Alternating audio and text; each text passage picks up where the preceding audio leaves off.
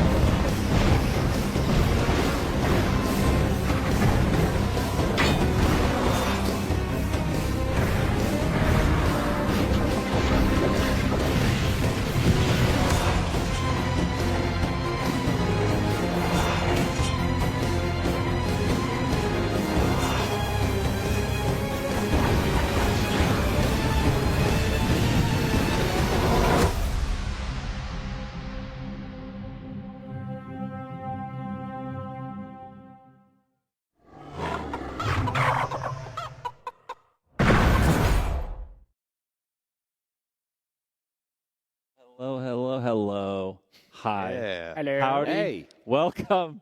We are back once again. This is day 2 of QuakeCon, and we are here to celebrate Heretic plus Hexen, but the game, the definitive re-release by Night Dive and id, is too big to celebrate only in one stream. We kind of went nuts on Heretic yesterday, so today we're going buck wild in Hexen. Excellent. And I'm just going to start all the way in the corner because you son of a beast, Mike Rubitz from id Software, senior programmer. Let's talk about that shirt you got on and how somehow 2 years in a row you wear it here. You make me jealous. Let's talk about the vintage. Let's talk about the year, the mouth taste. Like, where's that shirt come from? All right, I don't know all the T-shirt terms like you do here, and drop shoulder and whatever you were telling me, but Mouth taste. this one is from the. I think wine, we found it like the id. I think it was from like the id, like the storage unit we have, and like damn. I saw this and knew I had to grab it. It's this thing you can see. It's pretty much choking me on the neck constantly. Very thick. It's about as thick as like a hoodie. I'm wearing a short sleeve hoodie here.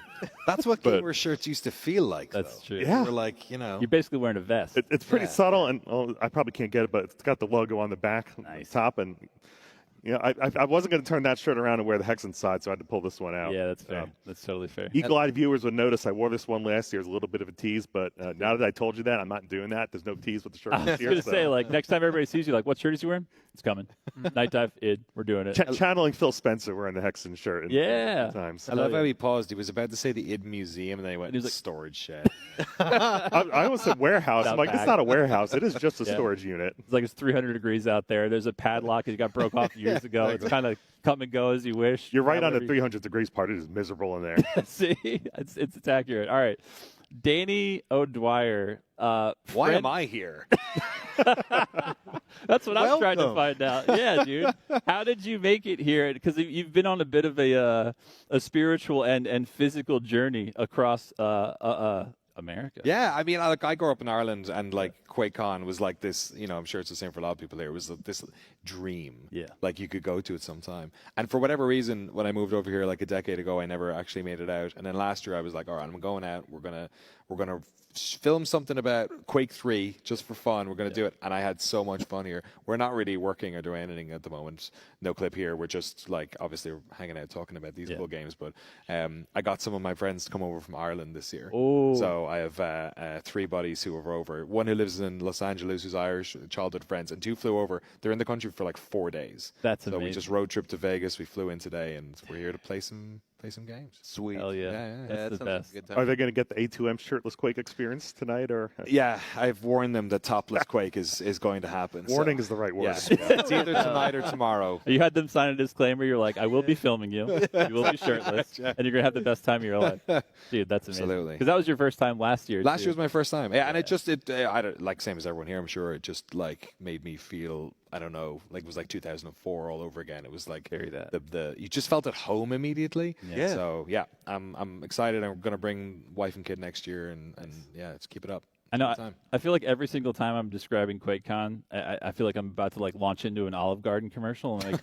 when you're here, you're trademark infringement. Family. Can't do that. Yeah. And then I'm like Fast and Furious. Breadsticks. There's lots of breadsticks and lots of friendships. Speaking of which, yet again, Oh, you just you let me teleported come back. once more. What's wrong with I you? feel like we keep doing this. Yeah, hey. We got to right keep on. meeting like this. No. So Andrew Holschult, best human, legendary musician. Best human. Period. Do you feel shortchanged now? He's not wrong. Like, actually. He's like, I'm wearing a vest. Everything bounces off. It doesn't matter. So, Jeez. again, you lunatic. Yes. You did not only, a Heretic soundtrack remix, complete, ground up, but you did Hexen as well. So, first of all, new album is out on Bandcamp now and is coming to all these streaming platforms at. It'll. Got to get in that shot. Yeah. I gotta get in your shot. Yeah. No, it'll be live tonight at midnight, I believe, across all streaming platforms. But right now, it's on Bandcamp if that's your preferred platform.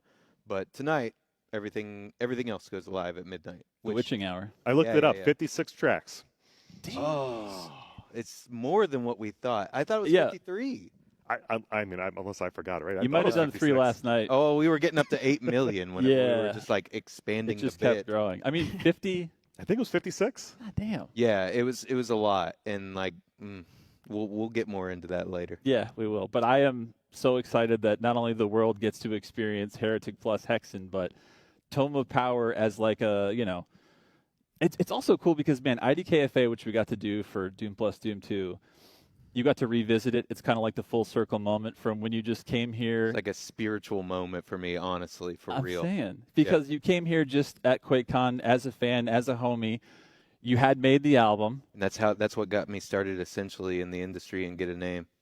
And then, like, so, then like, I where got did it to go? We're finish going to it. path it right here in front Yeah. of us. We got Danny. Danny's like, God damn it, I'm making content. I'm going to have to do one of these now. Yeah, All right, yeah. so- Oh, fuck. Oh, jeez. All Yeah, right, yeah. so you make IDKFA. You come here as a semi-local. You're pretty close to here. Yeah, 15 minutes away. So then what's like step 2 to get here? Like where's the in-between? I don't know. We'll talk about it at some point. Oh, damn. You're on the hook now, brother. You're on the hook. No, like it's just I don't know. It starts. I started all of the IDKFA stuff like literally in my apartment with a friend in Plano, just because I wanted to see what like new Doom would, or I wanted to see what Doom would sound like with like an updated soundtrack, and that's like I like all the MIDI tunes. I just wanted to see what it would sound like with a real guitar and real drum set and everything. And now here we are after Dusk and the Medieval and Quake Champions Rise of the and Triad. Rise of the Triad and gosh, what else? And Doom upcoming- Eternal, The Ancient Gods 1 and 2 I'm saying, and I think you with my homie David Levy. I mean, for real.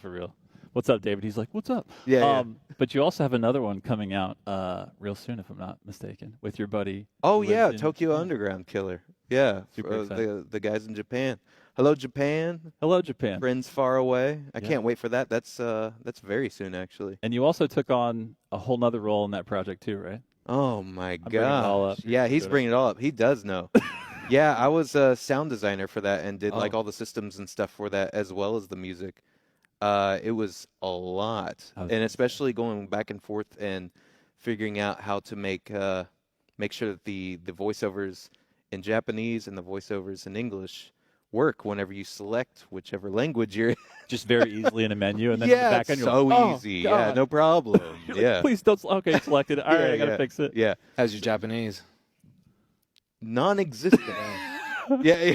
Yeah. Were you trying yeah. to come up with one Japanese word to make a joke, but you couldn't? Yeah, Yeah, he was like- yeah. I thought about it for a second. And I was like, nah, it just doesn't exist. He was like, No, thankfully that entire studio is like awesome, and Yeah. they helped me out with all that kind of stuff. Like if I ever had questions, I was like, please help me. I don't Yeah. know where I'm at, you Yeah. know. And they translate stuff and let me know what is what, and also like did the coding system for all the VAs, so that I had an idea of what went together. Right. Thank goodness.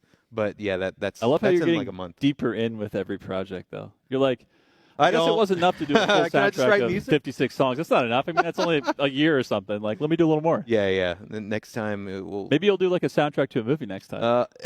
Oh yeah, Got it. that's the next thing after that. Hexen or Heretic? It's Which one gets the Markiplier's film. movie? Oh, Iron of course, the Iron Lung. Lung. Yeah. Yeah. Wow. Which I'm gonna look at another cut of that very soon. Ooh. Actually, on Monday. Oh, damn, that's exciting. Yeah, that'll be cool. Hi, Mark. Oh, hi, Mark. He's probably watching. Yeah, he probably is. He's probably texting me right now, like, "Shut up." He's like, stop it. That's enough. Yeah. Yeah. He's like, wait until Monday. No, but that's awesome. Like everything I've seen from that. Gosh, I'm so excited whenever we get that out. Like it's sick. It's really sick. Yeah. Hell yeah. All right. This is, I feel like, the perfect segue to talk to the homie, the one, the only. Xavier. Oh no. How am I supposed to follow that? All right, we're going to start with your entire history. Where were you born? Where are you from? Who is your daddy? What does he do? No, what we're going to do is we're going to start with, I feel like it's the perfect segue because, like, when we're talking about, you make a modern soundtrack to this pixel art game, there is the, like, we'll go into it a little bit. Maybe we'll dig into the Raven Vault a bit, but there's the beauty of, like, the vision of what you could do in this year, like, let's say 1994, 1995, or we're on 95 for Hexen. It's my favorite era of the imagination and then what comes out of that. Because we can't do the photorealistic. We can't just mocap, we can't just jump into Unreal 5 and be like, got it. Like, we're doing the imagination into something playable that gives you this entire new world. And so you guys at Night Dive, yet again, it's like, it's the best because if we boot it up on our, Pentiums or 66, probably like 166 for this game, maybe like a Cyrix or something. You boot it up on this tower PC, it makes all the beeps. Like an hour later when you're into the game, typing it in from DOS. It's like we all have the rose-tinted thing, right? We're all like, remember it. Yeah, of course, it was exactly like this. But you guys did so much work to make this feel the way we saw it and we remembered it from back then. So just a shout out to you and the team. Like, how do you approach the start of this? Because I know you guys had a lot coming off of like Doom plus Doom 2 for experience in the Doom engine, and obviously Kex engine is like the Katamari that can do like every single game in history. But like, talk to us a little bit about like the process of after finishing Doom plus Doom 2, starting into Heretic plus Hexen. Well, the nice thing about it is since the games share an engine, that meant that we basically got to hit the ground running looking at the game content itself. We didn't have to spend a whole lot of time standing up the basics, like bolting it onto Kex, platform support, all that kind of stuff. We were able to focus a lot more resources on improving the games themselves. So that's just one of the most exciting things for me is sitting down and figuring out, okay, what makes this level tick? Like, what's the identity of this particular map? What do we think the vision of the original designer was, and how can we bring that forward? It's kind of like you're not trying to change the recipe as much as it is you're trying to bring the flavors out. And so we had a lot of that across both games. So we're focusing on Hexen today, which Hexen had a fantastic sense of place in all of its maps. Like, you can feel, the foggy swamp with the castle peeking out, or the crazy castle full of traps, all that kind of stuff. It had like, that's one of the things it did great was world building. 100%. And in Heretic, we kind of spent some time with the original levels, adding new textures, updating the visuals and gameplay a little bit to sort of like reach those same heights, if that made sense. But that's like, all of our team did an amazing job of sitting down and figuring out, okay, what can we do to make the games a little better, but don't lose the identity. Like, we want it to make sure this is Hexen, this is Heretic. And I guess I'm a little biased. I'm happy with the results. People seem happy about it. I'm like, oh my gosh, guys, thank you. So, but it's kind of an art. It's figuring out what exactly made this work and what little tweaks are needed to make this work better is like. That's not kind of art. That is. Yeah, art. no, a little bit. Yeah. That's We had Heretic running in the engine in like September, so like Right. at that point, like Matt and you and Kaiser can start making maps and we can start testing the actual engine. Yeah. It's just like it lets you find that fun so much earlier when you have so much time to just iterate. Right. And another thing to point out is that a lot of the guys working on this are people who have had long-standing experience making Doom Engine mods and maps. Like Matt, who did Vestiges, has made Hexen hubs before. Like he has literal experience working on this exact game, and that's part of the Night Dive secret sauce is, hey, we're going to work not only with the original developers, but with the community developers who have made content for this after the game existed back in the day. So it's kind of a conjoining of the two worlds. And so that's I feel like we're giving away all our secrets now, right? No, but that's beautiful because it's like we're talking about with everything else where it's, I mean, one of the coolest, I mean, there's a million things to talk about with Doom plus Doom Team and what they started and like what they grew. Everyone's, like careers, hobbies, friends, communities around, but the mod scene of that and the fact that you guys were able to not just like hit the ground running because you just did Doom plus Doom 2, but like spend the extra time, the extra sauce, the extra love, which to be fair, these games as like cult classics and obviously maybe not as like a highest spot in everyone's esteem and mind that like Doom plus Doom 2 will just like be ported to every, pregnancy test till the end of time, no matter how low tech they get. Oh, I thought somebody just pulled one up. I was like, holy shit, we got one in the audience. But it's like you guys were able to spend that time on the two games that probably needed it the most for like, they've always had the sauce, but now it's like, how do we bring that out, make it pop, and again, like work with the people that have actually been doing it in the community, just like, through forging friendships and just keeping the scene alive, which is so damn cool. Yeah, thanks. Man. I'm glad to be a part of it. Oh my gosh. Like, where else are you going to find people who have 20 years of Doom engine or Quake 1 engine experience? Like, look into the mod community. It makes this stuff so much easier because a lot of it's been done already. A lot of people have ideas, and they know it better than any of the original id programmers did. They know it than certainly I do. So it just makes sense to find those people.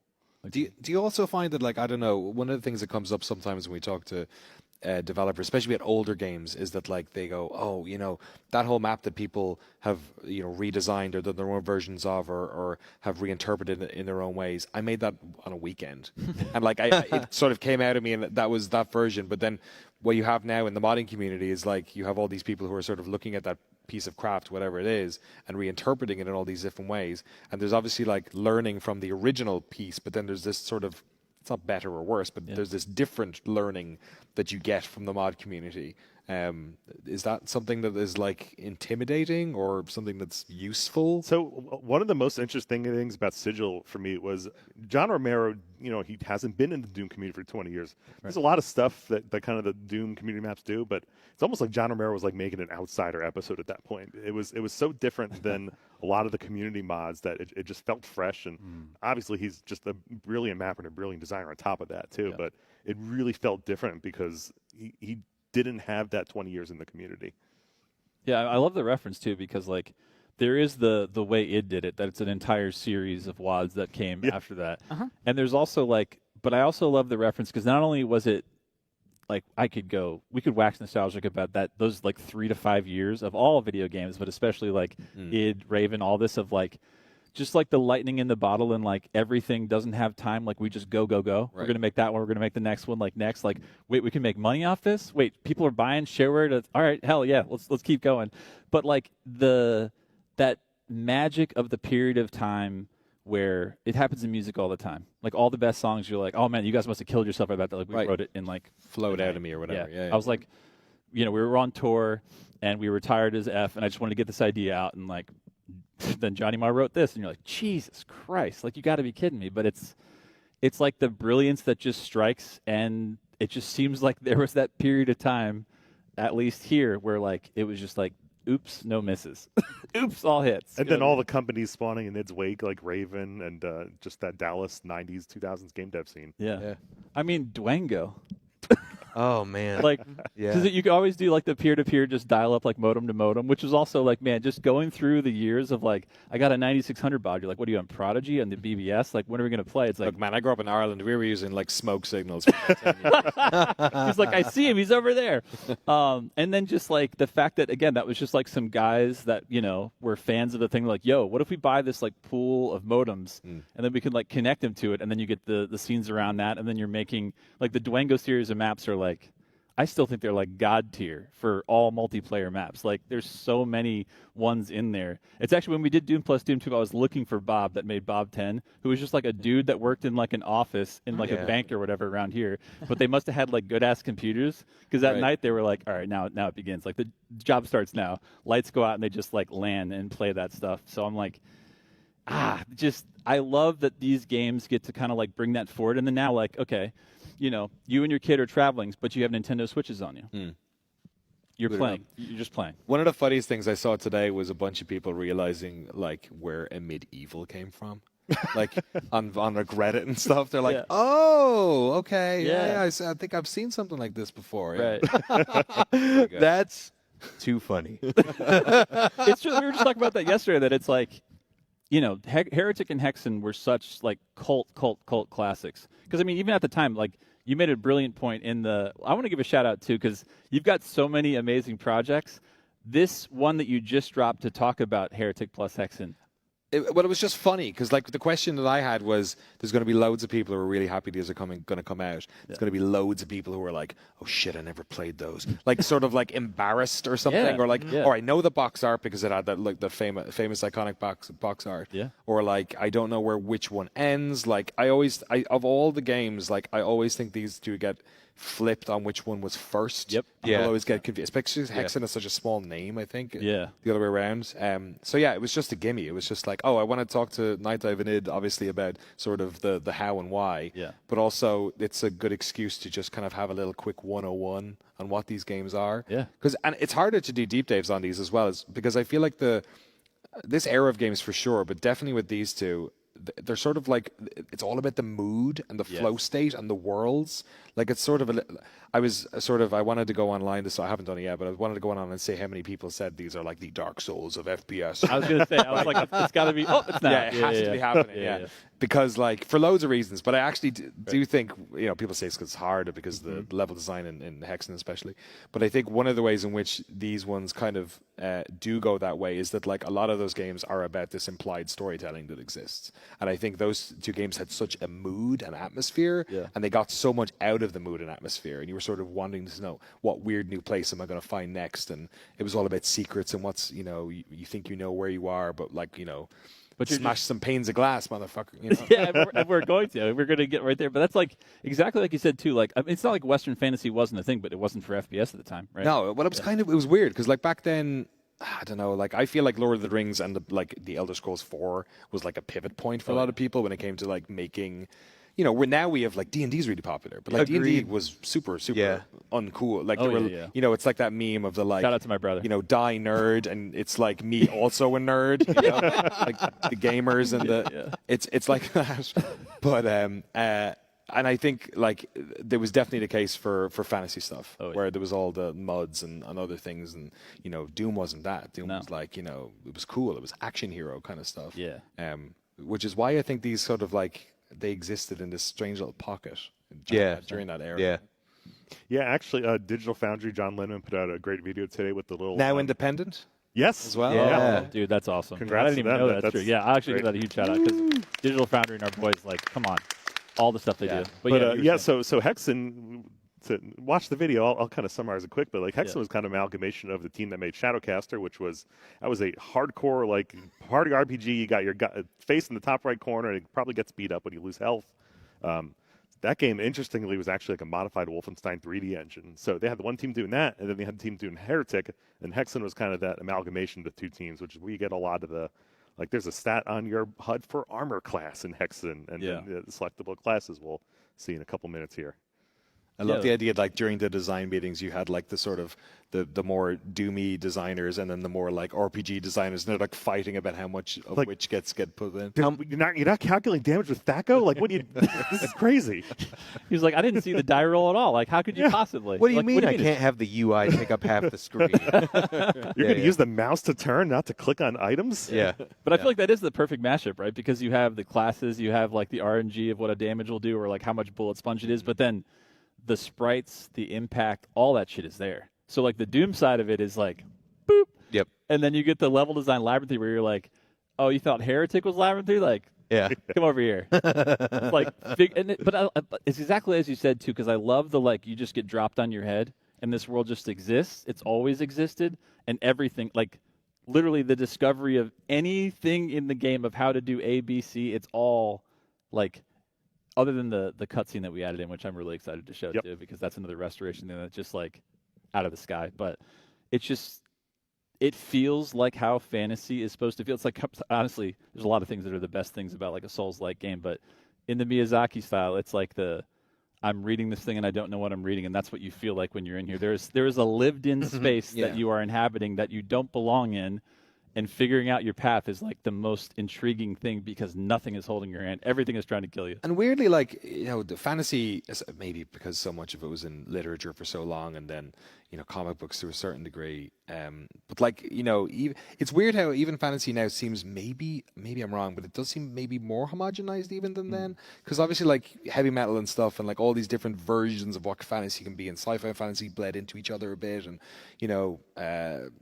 now when we think of fantasy, a lot of people think of like high fantasy or Western fantasy or whatever. Yeah. But this was obviously not that either. Like this was, just really confusing and terrifying.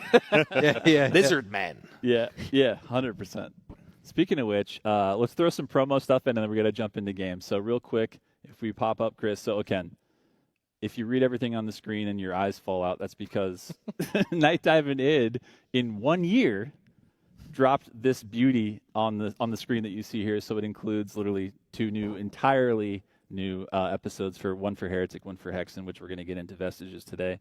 Toma Power, because Andrew Hulshult can't stop making soundtracks that have more Oops, all bangers. music and bangers on them, exactly, and such a different take and instrument. I'm going to get into like the kit you use later. Yeah. They've added 2 more tracks since we started. I would believe it. I believe it. All right, we're up to 58 now. 58, and then again, Just running in the background.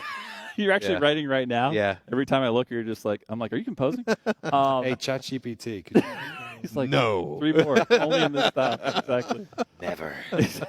And then the in-game mod support, this is like the coolest thing. We added it later to Doom Plus, Doom 2, but it's one thing to do it on the single-player side. Amazing that you can, upload your own stuff. Everybody can just download and play it. But doing it on the multiplayer side is, again, I think the bridge that connects the community that keeps making new stuff. Not that single-player is inspiring, it always is, but the multiplayer aspect of, okay, you beat my ass on your level. I'm going to make my level beat your ass. So, like, shout-outs and kudos to you guys for that part. And, again, the cross-play in 2025 is still blows my mind because it's not easy to do. So kudos to you and the team for that. Also, a bit of a shout out to Scuba Steve, and he's got a team of people that have been uploading and like high quality, the CAC Awards, some Doom Worlds, like the best of the best.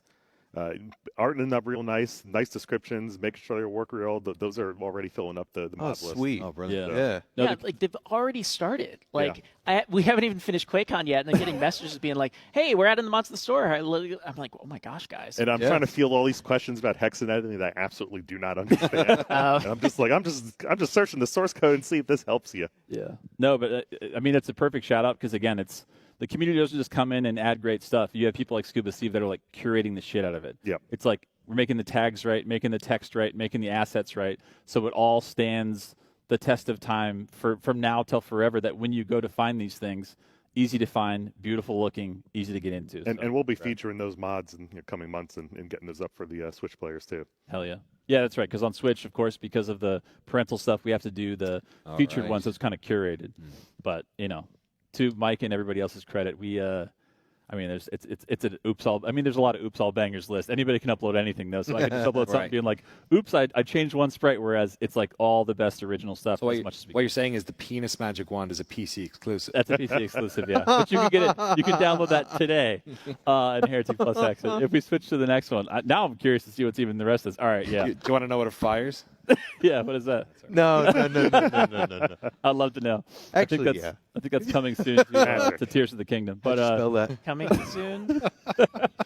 But you're going to be able to play it inside of there, and you're going to build a different Katamari. So LRG, Limited Run Games, our homies. So this is standard edition. You still get a box version, which, again, the preservation of these games is one part, but getting the physical part is a whole other part. They do amazing work with us to be able to have everything playable on disc and final version. So we're doing that again with them.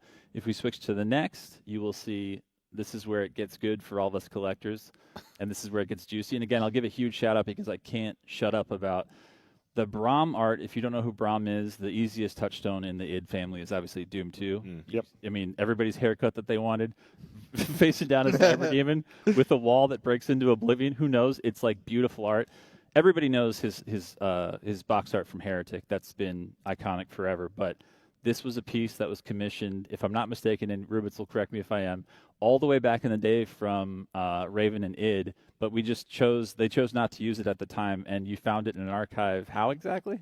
Yeah, well, so basically, yeah. I even talked to Kevin Cloud about this. You know, they came with the Braum art originally, and they just decided to go a different direction. Honestly, for this, I think having the two Heretic and Hexen, it pairs great, which that was the main reason we went with it. But yeah, no, it was just. I don't remember the Braum. I don't remember if the Braum art was just hanging out on a CD or something. Or I don't. Classic. It might have been in one of those slides we got had to get scanned. But oh yeah, you guys got like 35 35 millimeters, right? yeah. So I told the story yesterday, but yeah, some of the Hexen assets we also had to find on 35 millimeter slides, and just sitting there holding it up to the light, like, was this the logo or is this the right logo? And That's so cool. It's Yeah. it's pretty crazy.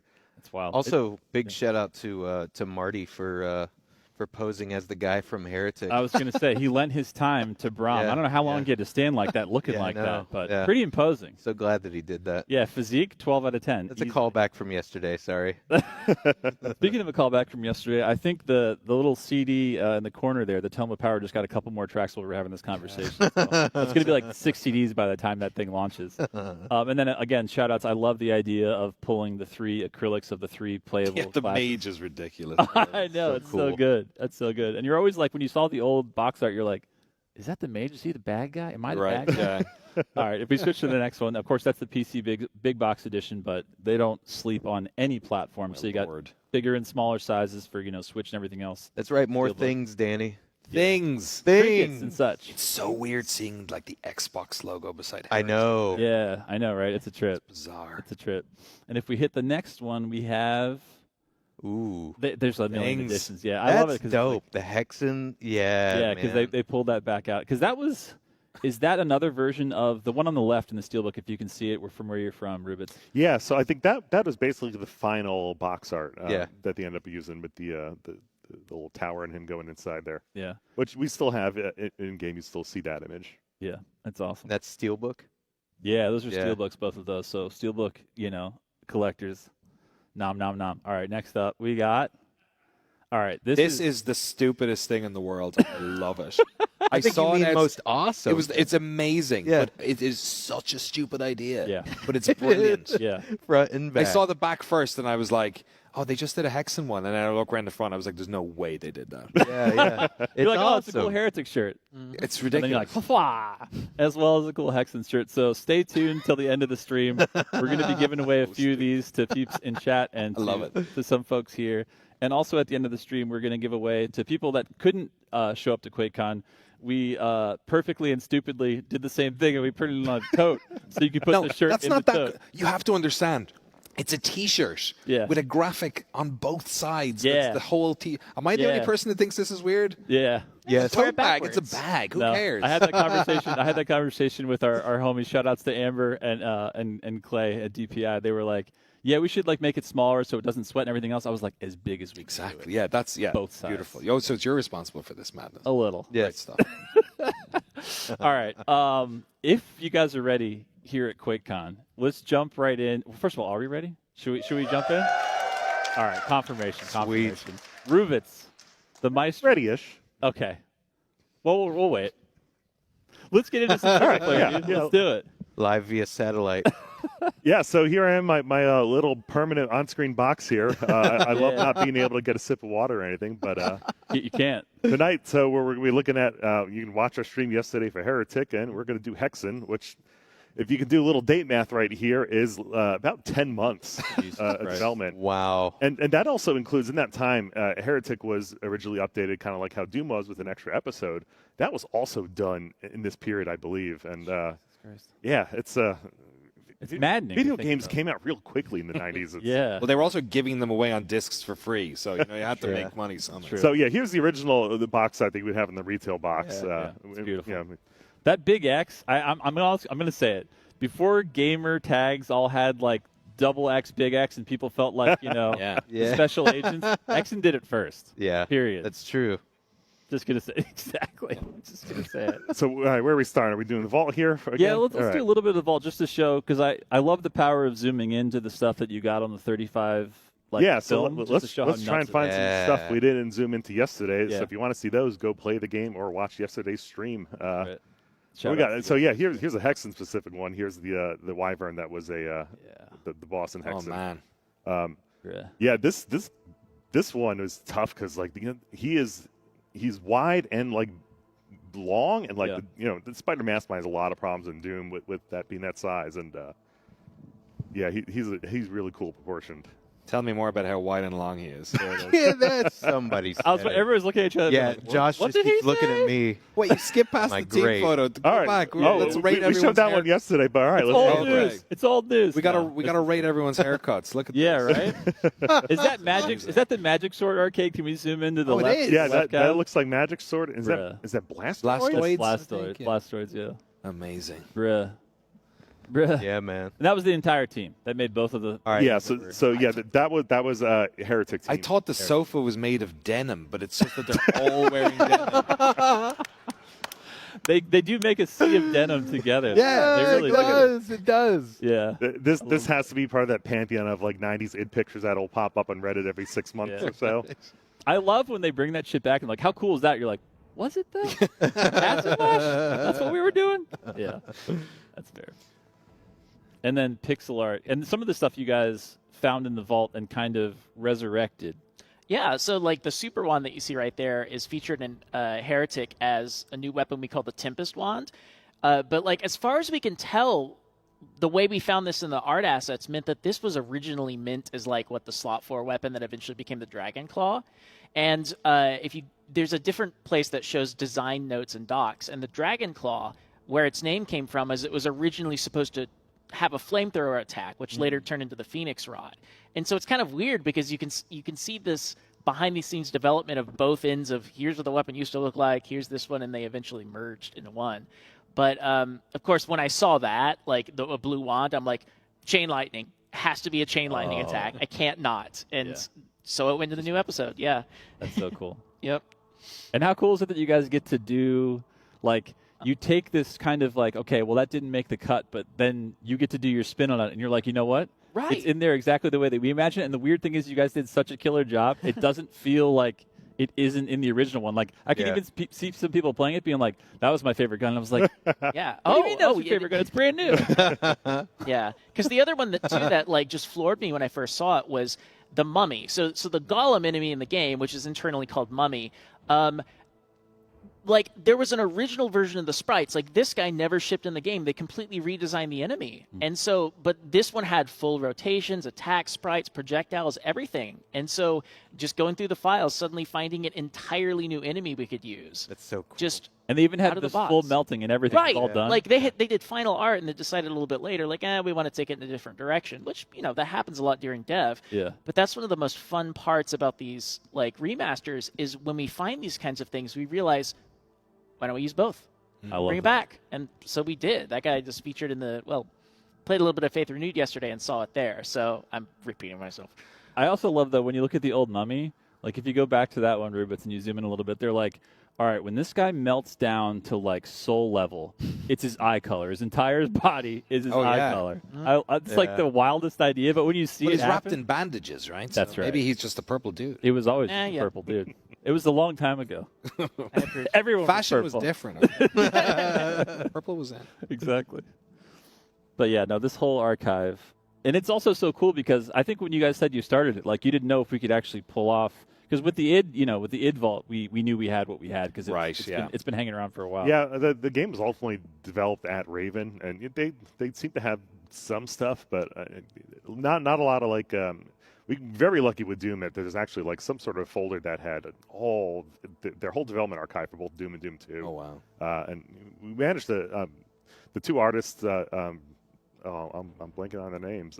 Brian Pelletier and Shane Gurno. They had the original sketchbooks and got a lot of scans from us, and just immediately I'm like, oh my god, like these are just so awesome pieces, and you just don't see that detail in the sprites. So cool. Yeah. And that's, again, like the beauty of the era of you can draw this box art like this. Now make a Game Boy game.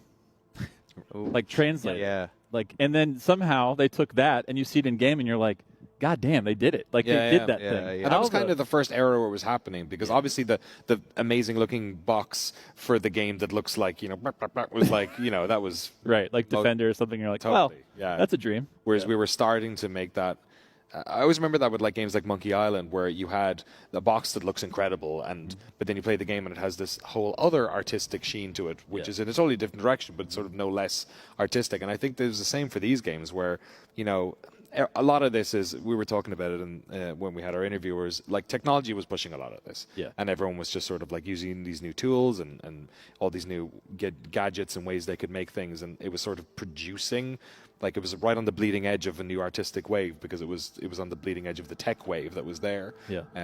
And that's why it's kind of one of a kind in a way, because once you get used to those tools, and once genre and things like that start to solidify, then it's different. And what's cool about so many of these games, I think why we love them so much, and why now in this era, 25 years later, so many of these games are getting games like Medieval and stuff like that, and Dusk, which are ribbing off of them, is because it was such a pocket. You know what I mean? Like Half-Life 1 is like 3 years after one of these. You know what I mean? And those games look like they're made in totally different decades. Yeah, 100%. And again, it's one of those things where it's like, what engine did that use? And it's like, Jesus Christ, what are these guys? These guys really did something, and they were just doing it for fun to, like, oh, you don't want our Super Mario 3, Nintendo? All right, well, I guess we'll do this. Right. And now we have, like, literally entire genres and subgenres and everything being the killer of the thing that came before it, because they made the thing that came before it. It's insane. The unused stuff is so cool, because like I know just like with this shipping with it, that in like just a matter of weeks or months, I'm gonna see other stuff using it, and like that's cool. that's my favorite. Yeah. Yes. Like whenever I started seeing some of that with Doom, I was like, oh, there'll be plenty of stuff that comes after this. The Doom community knows how to use every part of the cow. Oh, like, yeah, that's true. Yeah. Everything will be mined and chopped up in incredible ways. Got a bunch of new content. Yeah. Yeah. So cool that y'all found all this. Yeah. But I feel like we should dive in, because honestly, I feel like Hexen is the weirdest, coolest, and it's why that when people had no idea like what year this came out or what the order was, because the place this game puts you in the first 10 seconds and how it feels, you're just like, I have no idea. It is timelessly like, I am placed in a bad place. Everything wants to kill me, and the vibes are like so unique. So let's jump in. So for reference, this came out about 7 months before Quake. Was Q-Test even out in 95? Or I think Q-Test might have been 96, but yeah. Like, everyone was excited for Quake, and with how technology-driven the industry was back then, a lot of these games that used one generation behind the tech just kind of got overlooked. Yeah. So our first big change here is we have 3 different playable classes, Fighter, Cleric, and Mage. Different stats, different weapons, different abilities. I'm going to start off with the Cleric, because this has the biggest change we made, which is... Oh, sorry, cutscene first. Yeah.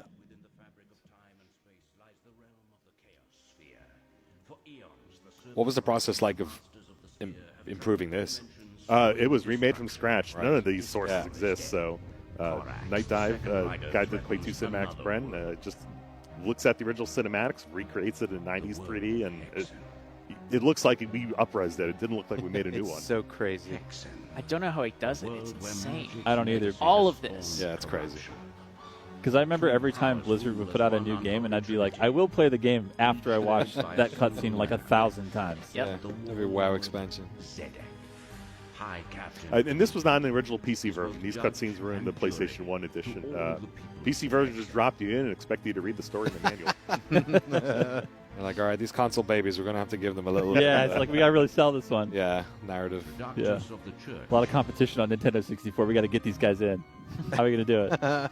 So if you read any of the interviews that are coming out that are me, that's how I mentioned my exposure to Hexen was Hexen 64. Wow. I mean, that was everywhere. Like at Blockbuster, it was like, do you want to play Hexen? Because there's an entire wall right That's there. It was a solid port, Yeah. especially for the time. Amongst all of their subjects. Which is also cool, because 64 doesn't have an insanely big library of FPSs after everyone's like, GoldenEye was the only one. Yeah. Like, calm down. It was a very good one. There was a couple more. I love that there's some kid somewhere who's like, all the kids in class are playing GoldenEye, but I'm playing Hexen. Yeah. Dude, 100%. Must come over to mine and play 4-player Hexen. Was there 4-player? Was there split-screen Hexen? Oh, I don't know. I don't know if there's even split screen in the 64 port. Quake 64, there's some people who ride and die for that 2-player deathmatch. Yeah. Damn. But 100%, every single page in his notebook was just the Hexen logo. He's like, it's the coolest thing to draw. It looks hand-drawn. And then every Monday night was From the ranks. WWF. Exactly. Yeah. As it should have been. Fighting for It's like nobody's ever going to pick up Andre the Giant. That's the impossible. destruction of the masters they once served. Their names will become a thing of legend. Whee! You should have done the sound effects for this. Yeah, I'm sorry. One more Yeah. job. Oh! He's doing a pretty good job. And obviously no motion capture. These are all What just do you like mean? bone animated by hand. Gosh, that's so nuts. Really breaking my immersion here, Ruben. The journey must begin.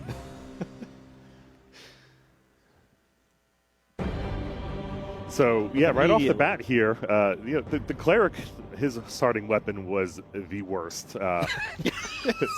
Hands down. So we added the shield because every good game's got to have parrying now. So the shield works a little different than Doom. You can just hold up the shield here and just you'll take less damage. It'll still damage you. Or Let's see if I can do this right. immediately destroy. Nice. Yeah, okay, there we go. So Oh, yeah. one shot kill to most of them if you parry them. Very nice. Which is a great time saver Yeah, against That these ones at the is. start. you're spending a lot of time just kind of doing this little wiggle dance back and forth, dodging. And especially as we get to the centaurs, the stun works on them. Some great environment work here. I love these like dead trees and dying trees. There's leaves blowing on one of them. I love, Oh, yeah, that's I great. remember the first time I saw this, I Yes. was like, this is it. the leaves coming off the trees, hitting the ground, and then blowing across. I'm just like, oh, That's a this is so great cool. addition. Dude, it's so Yeah. sick. Not to mention, like, again, at the time, you're going to different areas in the map and you're hearing different sounds that aren't just like gargles and stuff. And this is before Yeah. Unreal had like their whole, we're changing the music and the environment like per thing. It's Yeah. so ahead of its time. Like the level of immersion you get just in the levels, like that stuff is aged like fine wine. Like that's something we didn't really have to spend a whole lot of time on is the general atmosphere of Hexen because the levels have it in spades. The lightning, the leaves, the ambient sounds, that was all there. Like 4 out of 4. yeah. Very nice. So all right, we got this little Perfect. item here. Let's grab this. Oh, This seems God in cool. heaven. Oh no. Are you sure you don't want to save right now? Because I feel like you're one wall turn away from just utter destruction. He's not wrong. That or getting jammed in the walls. That's That is what not I'm great. saying. That's Yeah. like the So- number one killer on this map. So this is kind of Hexen here. We got this room. There's no obvious exits. So like what are you supposed to do? We could run out there. There's nothing there. I'll save that. Well, Yeah. one of the other new features is you can just bash the crap out of these windows. I can't stress enough the feeling of the first time when you're stuck in that room for like 30 minutes. And And then you're look like, at that. God damn it. And Yeah. you stop umphing on every wall. Yeah. And you just That's- start hitting shit. That's how you play Doom and Wolf. You Totally. just go up to every wall and hit it over and over again. But no, you had to break this thing. Hexen So, taught children to break glass. Exactly. Yeah. It was one of the things I first noticed in the episode you guys made. With the incredible name? Vestiges of Vestiges of Grandeur. Yeah. Yes. Was one of the first things what you see is a broken window to like let you know you can break windows. Yes. I was like, Uh-huh. that Environmental the original storytelling. game was never so courteous to you. It's like Yeah. taking 2025 game design ideas and going, yeah. They're like, we're not going to tutorialize it, but Yeah. Eh, It's right here. yeah. I hint love wink. that. Oh. He keeps running away from me, Oh. messing up my time in here. Also, don't forget, like you were saying to everybody yesterday, look how many things you have in your inventory. You got to start spending those. Get them out of there. So these healths are obviously just the prime item because that's a 25% health right there. Just think how long those people had to like spend making those windows. It's awful. right? Just And look at this. This is a classic D&D So campaign good. trap right here. It is. I'm going to say it because I have died in this one. Yeah, I was going It to is there you very go. tight timing. I also like how they made the decision at some point. They're like, we like the Lady and the Tramp HUD we made last time. We like it a lot. However, it takes up a lot of goddamn space. So maybe, just maybe, 2 gargoyles could be, I guess, like, I don't even know what we call They're that. not chain of fighting command. over the spaghetti. They're tug of warring or this time. something. a Yeah, little yeah, bit. yeah. Honestly, this is silly, but I've always loved how the gargoyle heads go into the frame right there. It's like Doom had the flat HUD, and like you seen all these cool gargoyle spikes coming out, and like I Yeah. noticed that. Yeah. It's like in manga when they break that panel, you're like, God damn, that's good every time. You know what I mean? It's a little bit, yeah. It's just a little bit of another touch. All right, so I love this too. Like, you have a green door. There's a little bit there, but it's different than, right, in Hexen, you had the orbs Yeah. and kind of like the statues holding them. I feel like everything is like a little bit more encoded in this world, though. Just a little bit. It feels slightly more immersive than that way. Yeah. Okay, this would actually exist in universe, as opposed to it being sort of a gameplay contrivance, Right. for better or worse. I also love how we're already on. There's a spooky owl. There's trees. We're in a castle. We're breaking stained glass. Every wall that turns can kill you, either by fireball or by just being in the wrong place at the wrong time. It's dangerous. Yeah, I will and say it's not even you're- done with the crusher traps. It's true. Yeah. Mike is definitely making this look a little bit Trivial. I did. easier than I it is. practiced. Yeah. I'm not going to run around the first map for 3 minutes like I did yesterday, getting lost. I have this weird mental block with E1M1 of Heretic. I will never be able to get that I right. understand. Uh, But pathings. Yeah. When we did our video, because the way we do our productions is, we have one person who records all of our gameplay. It's like his thing. So I was playing the game and all this, and I shot him the code, and he'd never played these before. And I just said, just to mess with him. I was just like, it's just like Doom. Yeah, go for it. Waiting to see how many hours he'd wait. And like 4 hours later, he was like, dude, what the fuck do I do in Hexen? He was just like, he was looking up guides and he had to like re-record. I felt pretty bad for him, but he had to like re-record a bunch of stuff because he had like gotten so much better at it. Let's see if we got one of the other enhancements here. You see this fun dev story here. For a long time, we were using the Hexen X logo as the placeholder, and we were like, this is so stupid, we have to keep Yes. It's so good. Yes, Use the it's not Hexen. wrong. It marks the spot. again. Yeah. Oh my goodness. Yeah. So we know now that we need to go in here, but we picked up the key. We kind of knew that. Oh, okay. Well, let's But pick also, the spot. bro, Yeah. even just that, no shade, no anything. Like, this is, again, when you get to like Duke Nukem and stuff, we're doing immersion, right? yeah, Like, we're doing totally. it everywhere. Yeah. I'm Everything, turning on the smash faucet, everything. I'm flashing, Yeah. I'm flushing the toilet. I can see myself in the mirror. I love this. This That's so kind of awesome. 3D rendered Yeah. bell with the lights going back and forth, and It's sick. I just want to keep hitting it. Again, it's like you're talking about environment and vibe. It's like none of this was really in this space, in first person, running this fast. It's insane. Like, and it just dropped you on your cleric or mage or fighter head and put you on your ass to be like, figure it out. You're in here. Was Quake 2 the first in-game that had destructible environments? Did Quake 1? Yeah, Quake had the barrels. You could do them, but Quake 2 definitely did the broken wall thing Right, a yeah. lot more. Yeah. Because if barrels count, they did it at the beginning, but I don't know if Right, barrels yeah, count. yeah, I don't know if But they- not the yeah. same as this, Yeah. where it's like, and that's the cool thing too is, okay, this is a question, because of all the stuff when you went back to do like quality of life, did you like add more kind of like findable things in breakable pots and stuff, or did you just keep that as is? No, that was as is. We didn't have to like change it that much. My favorite is that there are levels that have suits of armor, and sometimes when you smash them, it has an enemy inside that just pops out and attacks you. So you expect a prize, and it's like, no, have fun. All right, are we coming up on the meme here with Corey? Here we go. Yep. Greetings, mortal. Are you ready to die? So good. I mean, Iconic. also such a flex, even in '95. Like you might have had like EA Sports that's in the game or Madden yelling at you, Yeah, but that yeah. was still such a novelty. Yeah. To hear anything talk Rise to you in a from your game. grave Right. or whatever. Yeah, Exactly, yeah. And then it's like, he's going to say that every time in Altered Beast? You're like, yeah, every time.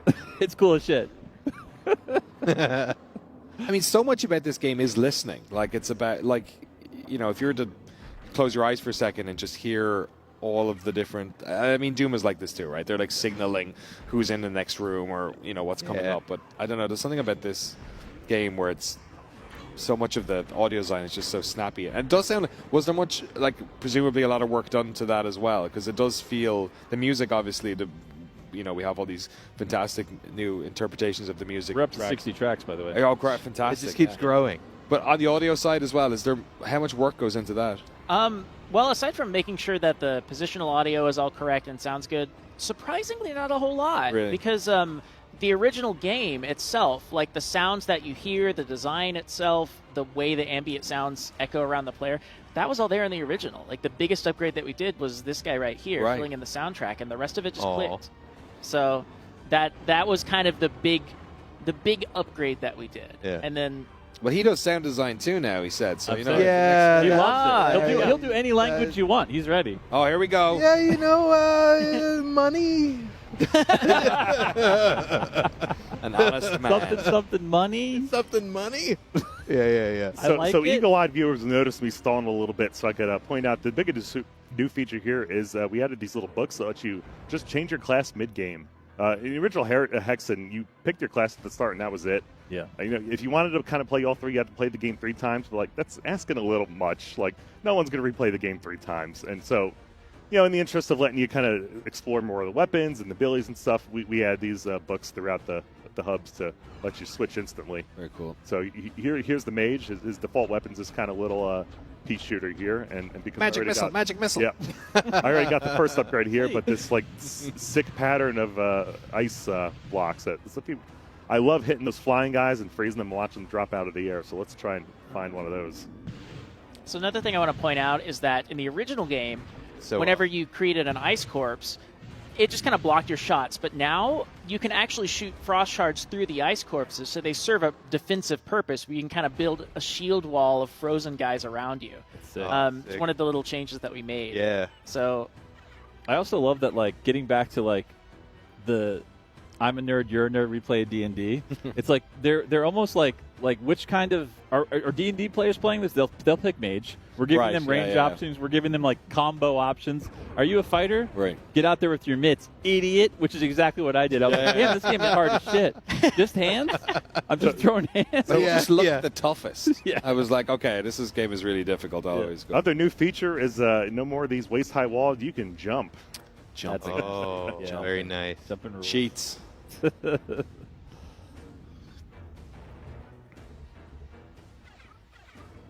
sitting here jamming I was out. about to say this music. We're just toning out on the music. Yeah. I love how I also do that sometimes. Mike, you just refuse to use those. You're like, I'm gonna kill myself if I start using those. Oh, Looking at your 15. inventory. It's, What am I? Oh, yeah. So I'm not a big fan of the cleric. He's kind of got this gas attack, but Yeah. the mage has these really great bombs, which I will start using as soon as we run into the centaurs, because they are a huge pain. Yeah, they're made for it for sure.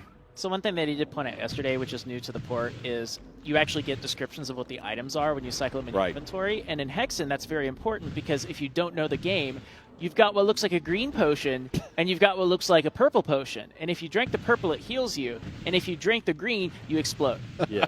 So, yeah. Yeah, that one threw for, especially like just in like the interpretive what this color means in gaming and how that. Right. It's like, green is good, right? Yeah. You're like, purple's rare and it's going to kill something. It's like the only way you can heal yourself. Yeah.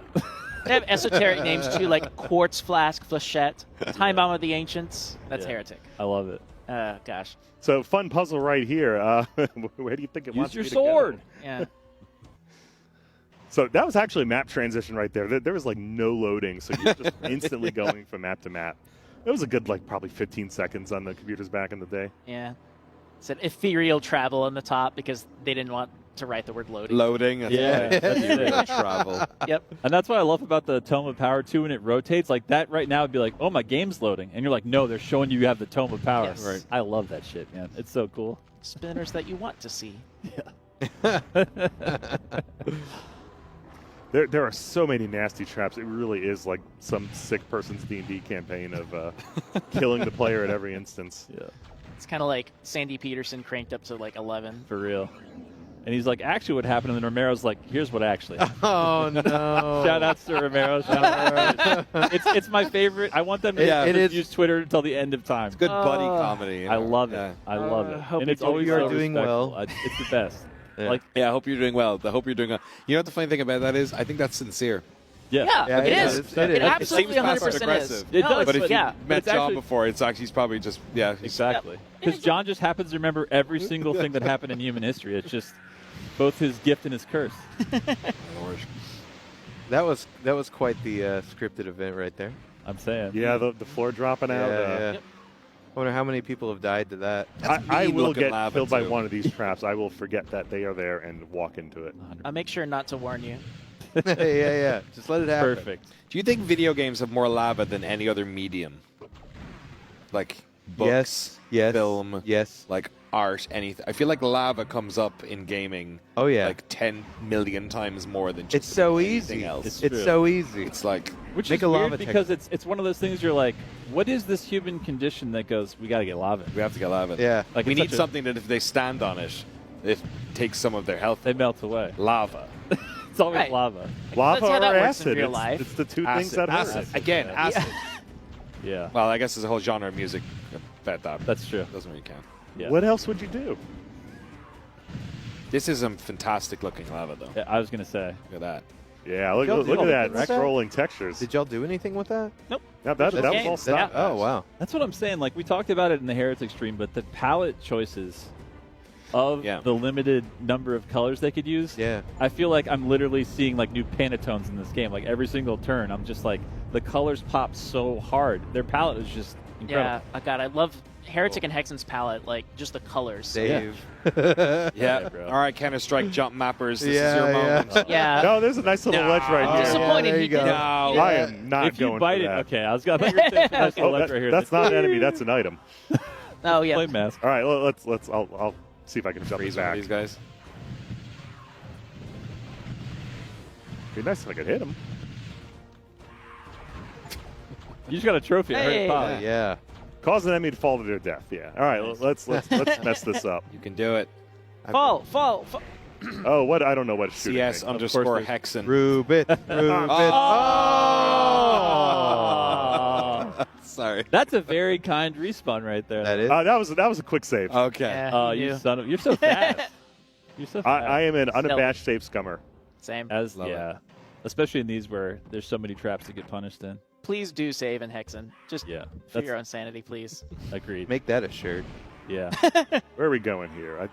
Oh yeah, I got the flame mask, so we can. I believe we can get out of here. Nice. and I love how you've returned to the hub that you've already been in because we're doing full Metroidvania, like Yeah. unabashedly, like the labyrinthy of coming back to places. It's stuff that like you don't second guess now, but at the time, again, it was so Insane. outside of the Right. norm for this, engine and perspective and everything. You were like, for sure, I'm going to be in a new spot, and then Right, here yeah. you are, and you're like, wait, but I have another key, and oh shit, I guess there was one in that area I visited before. And now it's full of these weird lizard guys. What are they called again? Those are Chaos Serpents. Chaos serpents. Yeah. Love it. Yeah. Terrific. Just love the names they give to all of these. Yeah. Were dragons. I mean, centaurs are centaurs, but Yeah. Ettins. So like, you Kind can't of- rewrite the script on that one. They're too established. Yeah. Centaur community Oh, could look at never. those lighting. That's dope lighting. Yes.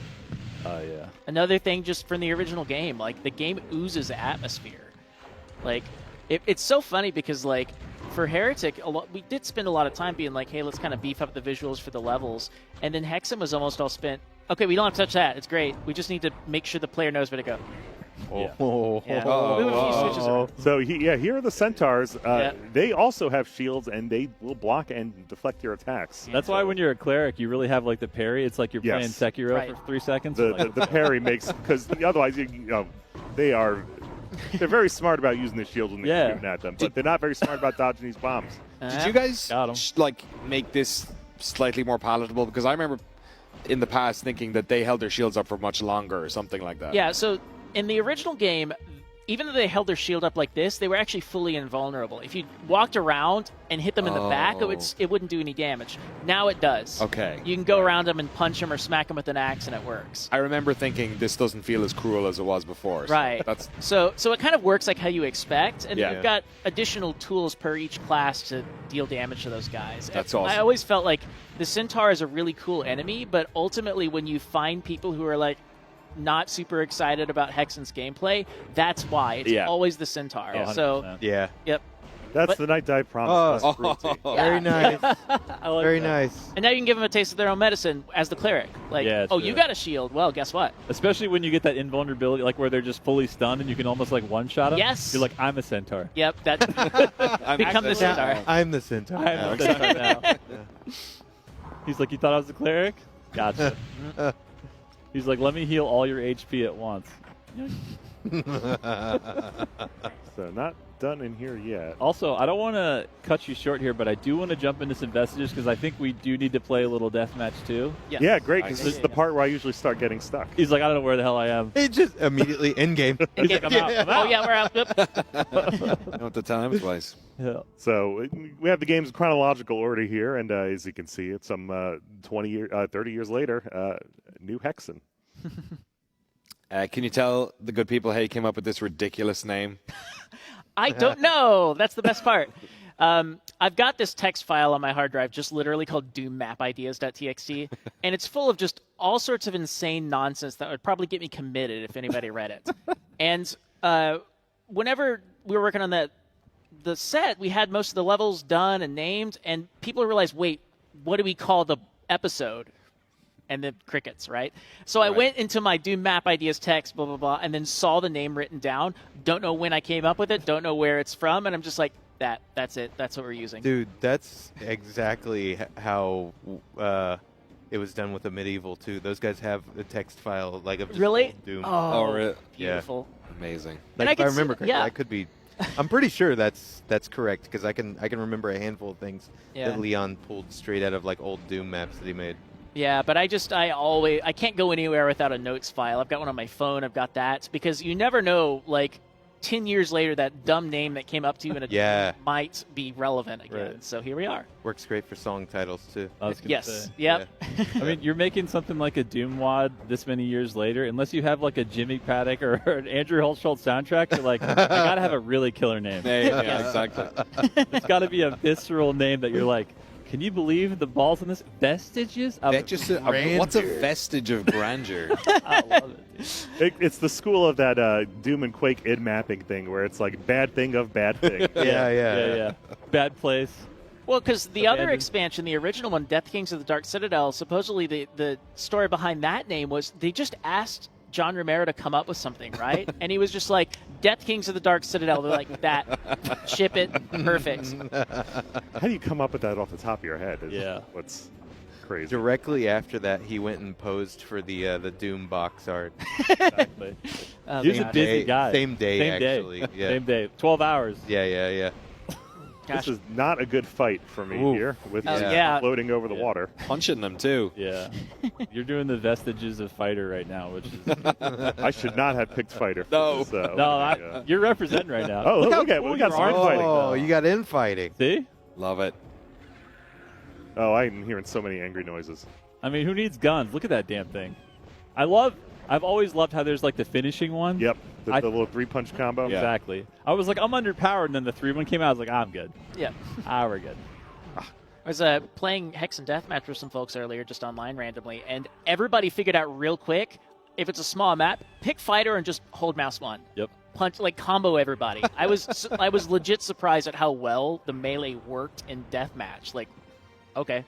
There's going to be like fighters only maps now because of this. Yeah. It really makes me want, like, if they had made like a Doom 2.5 right after, to be like, what if when the chainsaw happened there was like a swing part? Oh, nice. Like the full like Yep. Ash, like, Army of Darkness, like the actual swing. Bit of Look a at that delay. arm, man. Yeah. That'd be sick. Is it lore accurate that you're a steroid user? Like, look at the arm. Yeah, but like you were saying, It's WWF impressive. was like Yeah, everything yeah, at this point. yeah. So they're like Ultimate So Warrior. What about a maybe- little bit? Yeah. I don't A little think bit this more? was Kevin Cloud's arm. I was gonna say, I was like, if it was, yeah, Jesus. Jeez. I mean, they're pretty swollen Doom, but this is nuts. Yo, what are those magic boots? Yeah, right. Yeah, let's hit him. Look at that speed. Yes. Oh, yeah. Okay, so maybe you are a user. I was gonna say, I feel like if you were playing No, back they're in the day, magic boots. Oh, okay. it's Yeah. like your turbo button's already pressed on your tower, and it's just like spinning fast as shit. And like, you hit your boots, you're like, uh-oh. It would be great if you had, when you put the boots on, also all the enemies were faster. It was just the turbo button. I like that. Okay. These are all Just such, turns off the frame rate cap. Look at that rotating up there, though. It gives me life, dude. Let's I these are all love it. such good. I bet I can actually skip this here with Yeah. this. Do If it. I can make Strafe it. run jump. You I got can it. make it back up before they run out. Yeah. Let's see. Oh. That so is close. totally doable. Yeah. Just got to hit space the right time. Yeah. You just got to do it right, Riven. All right, let's go. You gotta get good. Oh my lord. Just Oh, gotta that's right. do it. Yeah, All right, just do well, it perfect. Oh, Thankfully, that's not the critical route there. that's right. If this would be the worst like speed run of all time. Stopping to break all the glass, 100% glass speed run here. He's like, you see what I did there? They're like, no, we saw. Hey, slow is a speed. It's still a speed. That's true. We just didn't say which speed. That's right. Plus, it's so new. There's probably no. Actually, I was going to say there's probably already records on this. Probably. There's, Oh my there's God. so many people who are like seeing this for the first time, like, and a lot of this stuff when you're a kid. I'll be the first to admit, when I was a kid and seeing this, I was like overwhelmed. Yeah. But like with today's games, I do feel like that this could, yeah, like Could there's hit some still. people that would really dig on this. 100p. Yeah, it's so cool. Just the art style. Nowadays, modern indie gaming has just gotten so amazing popular that like pixels are back in vogue. Like, so this is kind of like the best time to revisit these guys and give them new life. I was gonna say between that era of id, Raven, Capcom. I mean, it's like, Evo just happened. The fighting games. I mean, when you peek it around like. Jesus, like basically like Marco the Wolf, like you're doing that, and you're like, these are the most beautiful pixels and animations that have ever been created, like to this day. It is absurd. Yeah. Like, I can't even imagine how many hours upon hours upon hours it took them to animate those. Yeah. Like, but that was just like, they just kept doing it, and they were just getting better and better. Have you found any of the grandeur yet? I've been running through the grandeur. Look at these big open good fields. point. Good point. That's the grandeur. Yeah, that might be a gazebo back there. My favorite thing in pretty Doom maps is anyone that's doing like big outdoor areas and buildings. I will love any map that does that. Yeah, I agree. Because that was another one of those flexes at the time, right? Because you're so used to like monster closets, lock them in, corridor, make it spooky, make it tight, and as soon as you start opening up, because open world games, they could never, right? I mean, that's why like Legend of Zelda, the first time you played it, you're like, so every time I go left, right, up, or down, there's like another map, there's another screen, and there's water, and there's shit in the water. All right, we have a percolator here. Let's find a baddie. Making bacon. All right. Oh, here we go. Let's watch as I hopefully don't botch this. Yeah, I need to go back out. Time for the percolator. All right, yeah. Percolator. Where are we going here? Oh, right. I grabbed the key. That's what I was doing. You did it all. You were I just so love caught that up. even the people who did this don't know where to go. It's making me feel so much better. I actually purposely don't play the new episodes because I want to experience the final thing new. Awesome. Hell yeah. Thankfully, most of what I need to do day to day doesn't actually involve having to like touch this stuff. I'm more kind of on the UI and side of things. Meanwhile, I think I can play this level in my sleep. Oh, no. I have playing had it right dreams now. about these. Yeah. I'm like, Oh, did I miss it? Did I miss Gotta it? go around, go to the south. Oh, no. What did I miss here? You need a rusted key. Yeah, your key was too shiny. Too Yeah. Had too much grandeur. Throw it on the ground and step on it. Like I say all the time, playing games They and make rust. talking on the internet is the easiest thing in the world, and anyone who That's right. can't do it is Exactly. It's easy. Oh. I feel like now you're doing the proper, like, demo of. just Yeah. Also, while you're doing this, I'm going to give a little shout out. So CBH, There we go. CBH, if you're out there, we're going to do the first giveaway for this tote. So it's just going to be #Hexen. That's it. So you'll see it in a minute. Moobot will start spamming it, saying use #Hexen. If you weren't here at QuakeCon, these were given away in the BYOC only. We made them just for everybody here, but we wanted to give a few away online too. So if you're in Twitch chat only, go ahead and do #Hexen and get yourselves one of these totes. And we will whisper, we will do a DM, and we'll even shout out your name. And man, we had a really powerful name yesterday. I think it was Protect McNugget. Yes. Wow. That was Protect so good. McNugget. So, I hope your username can top that one. There's a pretty high bar right now. But it's not a prerequisite. No. You can have a boring name and still get the bag. Yeah. Yeah. Yeah. Actually, if it's boring enough, Super now boring. just like the slow run of reverse speed Right. run. Yeah. It's like how many numbers can you have after a regular ass name? Dave 78. All right, Jason, what am I missing here? I totally Help him. Okay, all right. Let's see. Let's. I don't have either key. I ran in here and did the little downstairs area. Did I just miss something down Now here? we're getting the. I pulled this is this the real shit. guy. Right? Is there a phone line you can call that you answer? 1-900 Like, just- Zazer? Yeah, put my cell phone number in the help screen. Yeah. Press F1, it calls me. Just flashes. Yeah. Was it this one? No, I don't have the emerald key. Go to the south here. Yeah. Yeah. Go south. Thank you for Actually, wait. It's this is amazing. This is the Hexen experience. Yeah. If you head back to the west, inside the building, there is a second door that gets you to the gazebo on that other side. I like how you're That's even what I using missed. like west. I like West, This yeah. is full Zazer logistics happening right now. I am the one person I know who, when it's time to drive somewhere, I pull open the map and then look at it and put it back in my pocket. It's ridiculous. Why? savage. Because I grew up doing this stuff. Yeah, I'm it's- sitting yeah. here. Yeah. Oh, it wasn't because you like going camping Oh, with your. look at that. he No, got it's you. just it's because I played Doom. I'm like, I have to go up on the map. That's north. Okay. I Hell yeah, Rust. So And my- look, this my is the stupid only time that mistake. skill ever comes in handy. If I had just looked at the mini map for a second and realized that key was sitting there, I would have gotten that. But We were all thinking it, but you said it. But you were too busy programming the UI that showed you exactly that. You're like, someone should do this. Whoa. And I already did it. When in doubt, chat the Mac. I also practiced this episode about 20 minutes before and promptly forgot everything. So. All right, Chris, do we have a winner for the tote? What do we got? Oh my God! Oh. All right. I said 78. Very close. I said Dave 78, didn't I? Yeah. Doomer 77. First of all, you're going to think this close. game is rigged because Yeah, hold on a second. Doomer 77, we know you, we love you, and you couldn't be here this year, but by God, by golly, and by Heretic and Hexen, you are going to get this tote. So just keep your DMs open on good old Twitch. Not that you can even help it because I think that's just the default setting. We're going to reach out and get all your info because we're going to send you this. And can we just talk about this weapon? yeah, The hammer that throws hammers in the spirit of the mace that shoots maces. yeah, exactly. You got to update it correctly, and that's it. Amazing. Amazing. Oh. Yeah. That's bad. Oh, Yeah. wow. No, it's good. Aw. So another You're fun in change safe in Hexen is there's actually just two types of mana. We got the red mana, blue mana, and green mana here. And one weapon we use one, weapon the other we use the other. And I think the fourth weapon uses both. Is that? Yep. Yeah. Yeah. So we're about to pick up the axe here, and this one's just a pretty nasty. This guy in deathmatch is ridiculous. Yeah. Like, just turn the corner and then, oh, Speaking of which, pause real quick. Do we have time, Chris? For a All right, we musical have- number?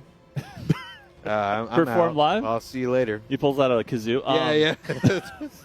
I brought my So recorder. we're gonna do. Where's Parker? Where's my boy? Parker. We're gonna pull two people out of the audience, hands raised. There. Oh my! Let me. I think I know exactly what you're wearing. Can you stand up real quick? Yeah. Yeah. You're Yeah. playing. You're playing. Yeah. Oh, wow. yep. And then someone who's not a ringer at all, sitting right here in the front, Tyler McVicker. Please proceed to the back with Parker. What a combination. Yeah, right? And then, okay, we're switched here. Parker, real quick, if you want to get the room code from Rubitz, we're going to get them set up, and then we're going to jump into a little bit of deathmatch for the remaining So time. I'm not making the same mistake yesterday, which was I made the room with 4 people, and I'm sitting here, I'm like, oh my God, is no one playing the game? And getting real nervous, like no one's signing on. Oh, no. I kept max players on 4. So. Oh. Yeah. You just wanted to know that you got this. You're like, there's only 2 to deal with back there and 1 online? No problem. Oh, we got people joining already because I also left the game public again. I love it. So you better get him in there, Parker. All right, so do you already know the map we're going to do? What are you thinking? This is one of the maps later on in Vestige's Frozen Sanctum. That's the one we said, right? Yes. Yeah. I think so. The other thing I love in Doom is settings that don't look Doom, and this one's basically like a big ice, huge ice map, lots of cliffs to knock people off with the chaos spheres, and the Hexen multiplayer is pretty neat. How would you describe it as different to Doom? Like, what are the in what ways? I mean, just the melee weapons alone, and then just the obviously turning your enemies into pigs is always That's new. a good thing. Yeah. That's a good time. Yeah, all the inventory artifacts are the big thing that sets it apart in multiplayer because so both games have this item called the Chaos Device, and what it does is you use it and it teleports you back to the start of the map. And it's I guess handy as a shortcut in single player, but in deathmatch, if you think you're about to get your ass kicked, pop that and poof, you're gone. Yeah. And so there's all sorts of weird, interesting tactical uses to all these items you get. Even things like being able to, if you can hide from enemies enough to stack 8 health potions. Oh, brilliant. Yeah, you can just sprint forward and then wielding an axe and heal yourself 27 times before you get hit. Which makes a lot more sense when you have all these melee options versus Right. everything being hit scan and Doom. You know what I mean? Yes. Outside of the chainsaw. So there's a whole lot of a potential for Heretic and Hexen deathmatch that I think hasn't really been explored yet. There's a lot of maps out there for Doom and some classics for Heretic and Hexen, but was playing online with some people that were having a good time and they were thinking, hey, maybe we should make some maps. And I'm like, yes, please. That would be amazing. Did we expose the room code? It is also public, so it'll Okay, show up we're in the good. browser. We're good to get going. I right, went bet. ahead and hit start here, so we can switch over. CNDM. Yeah, CN. Yeah. The NDM. I'll just That's put it what I up was on gonna screen say. for a That's- second Oh, there here. we go. So Condemned. That's CNDM. memorable. feel free to hop in and That's memorable. Yeah. I would have gone condom, but We were trying not That's my to say it. second. We Oh, were sorry. trying to be Sorry. subtle. I'm so glad someone else has the brain rot because I'm sitting here like, don't I'm say trying it. like, Yeah. no, Say it. don't, Thanks, don't. Danny. Don't say it. Oh, You- gosh. Hey, nothing wrong with safe sex, my friend. No, not at all. Is That there? is true. That is Don't be true. a fool, rap. Not at all. Yeah. You whip out the pregnancy Come test, on. it's still E1N1. Oh, hey, look at that. Oh. Right off the bat. Hey, Minus there it is. one. First one. First one. Shame. The -1 of shame. I So, know. yeah, here are the wonderful cliffs you can push people off with. Oof. And there's the things you can do it with. There it is. Yeah, let's. Do it, Here do we it. go. Let's go. He heard Oh. you. Oh, no! What did I? Like, Did I do happened something? there? He threw a grenade. Oh, Yeah. I Rifle shot. I thought I heard He that. baited Yeah. you. Oh, jeez. You got Oh, baited. no. I am not Yeah. going to try and parry in multiplayer. That is. Yeah, you are. Oh. Damn, you didn't need to. What do I Destroyed. got here? All right, I just got some bombs and I have no health. Who needs it? You only have. Oh, I Pretty thought sure I thought it was it's 1 HP in the last. Me too. It's one Okay. kill. Yeah, Yeah. fair enough. This might be up on like Duke Nukem level of goofiness with the player characters running around. Absolutely. I feel like the Doom Marine is just normal to me now. Right, But right. seeing the warriors all running around like this. Yeah. Or in Duke, you see the little jetpack, you're like, you got to be kidding. yeah. Get out of this guy. What's Look at that amazing little guy too is- here. Oh, now Someone we're come talking. get me. Yep. I love it. You still have the rotating shit up there too. Yeah. It's so good. You know what I mean? So That good. is awesome. Yeah. Another thing for a long time, I was trying to figure out what the loading indicator would be. I had the spinning golden skull, and I'm like, no, that's got to be a spinning skull. It's got to be that. All right, everybody in chat, because you're not here, and these shirts don't even exist in the real world outside of a couple that are floating around here. Hashtag, Jeez. I was going to say hashtag pig, because that just feels weird. I don't know, because that's the thing you turn. We did chicken yesterday. Yeah. Hashtag deathmatch. Let's do Yeah, that. yeah, Hashtag deathmatch. Get you one of these shirts. Spam it in chat. CVH if you can get MooBot set up for hashtag deathmatch. Not hashtag pig. You can put that if you want, but I don't know what you're up to. I don't know what you're doing. Okay. Nice. I mean, we're close. We're two. We're only one frag behind. I probably should be doing the mage here with the gun here. No, I like it. Melee only. Wait, Doomer77's in here now. Oh, Yeah, it's killed him a second ago. Hell yeah. Oh, Lord. Oh, Shades Master. Hey, if you're playing, I know that guy. I know him. Uh-huh. Once you start getting above Legendary 8-ish levels. players, you start to lose the tactics and get a little more just like crazy. Yeah. Yes. And that's where we're at. Firestorm. Oh, yeah. Oh, that's all Oh, grenades. get out of I'm, Yeah. I like how you were just running towards the sound. You're like, what is that? Hey, let me They're see. the nice things Yeah, I pick yeah. up. I like picked up. I think somebody dropped something. Yeah. Leans down. That's not it. Sir, you dropped your wallet. Sir, you dropped your bomb. Look at that. Look at that flaming Dude, death. That's that awesome. flaming death is sick. That's also wild because right in Doom you're used to the two different animations you can get. The normal grabbing Yeah. your neck, bleeding out, and then the gib. How many different death animations are there in this? 4. You've got the standard exploding death, flaming death, and then ice corpse. But what's great is Oh, the yeah. fighter. Whenever they gib, their head flies off. Oh, nice. Damn. That's Sick. kind of where I yoinked the idea for Legacy of Rust. Yeah. Like, Yeah. the shock Dude. troopers, same thing. Yeah, with their head. It's so cool. That is my favorite. Like, there's a lot of favorite things in that episode, but the Yep. first time I saw a Doom Marine's head Was pop that- off, I was like, Yeah. I think that was. I think he quit. Oh. Oh, look at that. you Oh, my swine. goodness. Nice. Very cool. I guess we could have done hashtag swine, but that still feels, I don't know. What are we Nah. doing? One of my other favorite Hexen touches, we didn't get to do it, but the trees in the first map, if you hit them with fire, they'll just explode and become all embery. Just a really cool touch that didn't need to do. It has no purpose. Yeah, but it's just cool as hell looking, so why not? Just here talking about the trees, and then someone just gives them blunt force trauma. For real. Part of me wants to go for the Wraith Verge, but there's no way I'm going to be able to get all the parts. Oh, yeah, if you can build it, like, in time of not getting just melee to death by everything. Oh, man. A lot of scantily clad melee Yeah, players Whitey Olympics. running around right now. Look at that. I hope they're Damn, playing son. safe, you know what I mean? Oh, jeez. Oh, that's killer. Oh, it literally looks like the 90s wrestlers. Yeah, like, yeah. It does. trying to- Totally. Yeah. Yeah. You can hear it. Awesome. Like we were talking about that Brahmar, but that is that aesthetic. Yeah, he created that look of the 80s Yeah. fantasy. I'm going home and playing this tonight. Yeah, hell yeah. Oh, I hear those. I'm not Yeah. falling for that. Do we have a winner for the hash? Who we got?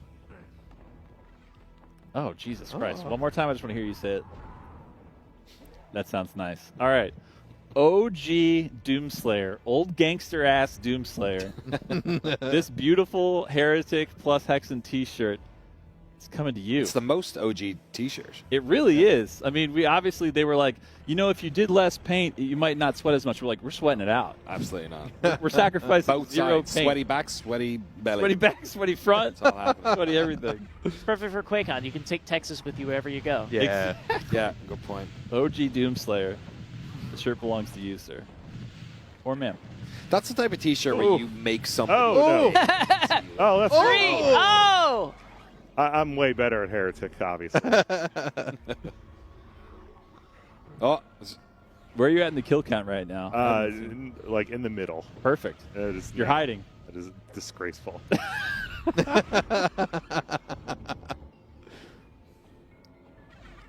man, this music. Yeah, it rules. Yeah, turn it down. I want to talk about that for a second, though, because we were talking about, a year ago, kind of like the kit that you used to make IDKFA when you knew you were coming back to it, and Yeah. trying to kind of keep the lid on it. We got to see. I had to hear that. That is fully. awesome falling sound. So, starting out thinking you're just doing Heretic, ending up doing both Heretic and Hexen, like, what was it like? Like, how big of or small of a box did you put yourself in as far as like palette and like instruments and like tracks? Like For how Heretic and Hexen? Yeah. It was like 3 companies' instruments. It was, this is like nerd stuff, but Yeah. it's a company called 8DO that does like awesome string libraries, some stuff by Arturia, a few things by Native Instruments, and 1 or 2 others that I can't remember right off the bat. I'll post them on social later. Nice. But once I figured out kind of like the instruments that I wanted to use, like the strings I wanted to use, the taikos and stuff, and like, some of the dungeon synth kind of weird sounds that happen here and there. Once I got one of those templates together from Heretic, I kind of took that and ran with it so that we could get 56 other tracks. I was gonna say. Yeah, and wrote around that. Like, just kind of put yourself in a box. Okay, you have these tools. Make the most that you can out of it. Right. And at first, it was really, really challenging because it's like I'm not sure how to approach some of this stuff. Kevin had some really interesting takes on like tritones and things that shouldn't work. Yeah. Like, they're supposed to sound dissonant and like real weird in some of those tracks, and they do a great job. But whenever you take it to modern instruments, they really clash, harder than hard. just those midis over. Yeah, here. yeah. There was moments where I was like, "Whoa, that's just not going to work." If I Yeah. put that out, that's going to be like, people would be like, "What are you doing?" Right. It works awesome on Sound Blaster, but like in real life, for some reason, doesn't work on some instruments. If only life was like a sound blaster. Right? Oh, sorry, I don't want to. but there's like a few changes here and there in some of these pieces of music specifically for that. But for the most part, I tried to keep, I tried to keep an honest take on all of Kevin's work. That's my biggest thing. That was my biggest thing with IDKFA. For Bobby, number one, out of respect. Yeah. And for the fans, of course, right there with Bobby. You don't piss off the Doom fans. No. So you don't piss off the Heretic and Hexen fans, which Right. I firmly believe are also the Doom fans. 100%. And yeah, it's a really honest take on that, as honest as I could be. And yeah, I hope people dig on it. I know. And at midnight tonight. You get it all on streaming platforms on Hey! midnight tonight. Yeah, we're gonna celebrate. We're gonna party. Hell yeah. It'll be a good time. Where's the party? I didn't get my invite. Ooh. At Texas Station. your room number? I'm I'll let getting myself what in. was said about the meta and deathmatch being discovered because I'm getting my butt kicked by all these fighters. Somebody was like a purple cleric, and it looked like Shredder from. Oh, hell yeah. At least I got him. It's amazing. I love that animation. Since they're all wrestlers, could the purple one been Kevin Nash then? It could have That been. point, since he was Shredder. I'm saying. Awful. There we go. Remember All now? right. Cut. Let's give a hand to everybody, both Rubits doing it live, showing us how it works. So awesome. Our And two the- ringers there as well. I'm saying. Yeah. Right Look in- at them. Look at him right in the middle. buckshots right here. Oh, nice. Hey! We're playing on go. Steam Yes. Deck. Yeah. Nice. Damn. Oh, that's pretty cool, actually. That is fourth place, beating our ass from the audience. Yeah. Shout out to Beautiful. the QuakeCon internet. as I'm well. saying. Yeah, I don't know what. Are you on like your hotspot on your phone? Damn, hotel Wi-Fi. Oh, finally. Showing Yeah. us up. All right. Check him out for Never. screen looking. What is this? He can't be looking at my Yeah, this is cheating. What was this, GoldenEye? Yeah, the true N64 good. experience. Right, Yeah. right. All right, so the two amazing folks we just had backstage, when they come back, we're going to make sure we get their info too, because guess what? You get a Heretic Hexen t-shirt later on when we get you all your information and send it to you. It's a little bit of a delayed gratification, but it's still happening. Sweet. I know, right? So, in summary, if you haven't played Heretic or Hexen, which, by the way, another thing we forgot to shout out just because it's so cool and it's just so automatic, we do it every time, is if you happen to own, Oh, yeah. in the last, 150 years since Heretic and Hexen came out on Steam, there's a little gift in your inventory, which is Heretic plus Hexen, and you can still always, like you said, Rube, it was really important to make it so that you could have the launch options. Yep. You can always access the DOS one if you're still got your VGA monitor and you want to see it.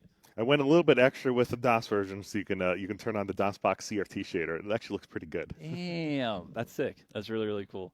But I just want to thank all these amazing guests. Let's give everybody a hand on stream today because you guys made this really, really fun and awesome.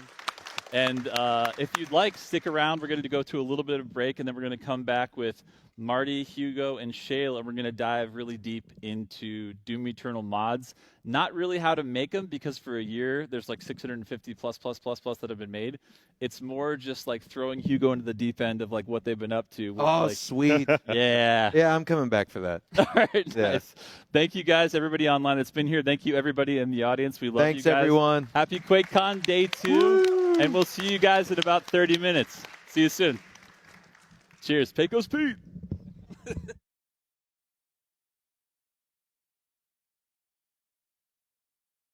Last year, we launched an open beta branch of Doom Eternal mods on Steam and the Windows Store, giving players the opportunity to opt into a whole new interface for browsing, playing, and creating mods for Doom Eternal.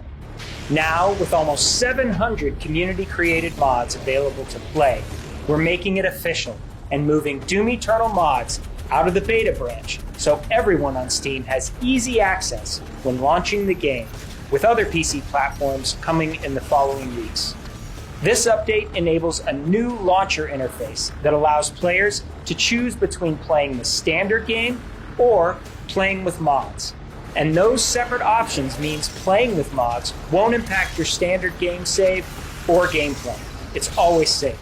From the Mods tab, players can browse, download, and manage their library of mods, each with informative tags, descriptions, and screenshots set by the author. In order to play, simply activate downloaded mods, arrange their load order, and click play. For creators, if you own Doom Eternal on Steam, you already have access to the id Studio Beta Editor tool. These are the very same tools we use to build Doom Eternal, and that our amazing community has used to build the nearly 700 mods already available. Once you've created your masterpiece, head to the My Creations tab in the launcher to manage, publish, and track the success of your mod. You can also download additional asset packs to expand your creative toolkit. With community-created mods now available on Steam and coming soon on other PC platforms, there's never been a better time to jump back into Doom Eternal. We can't wait to see what you create and play.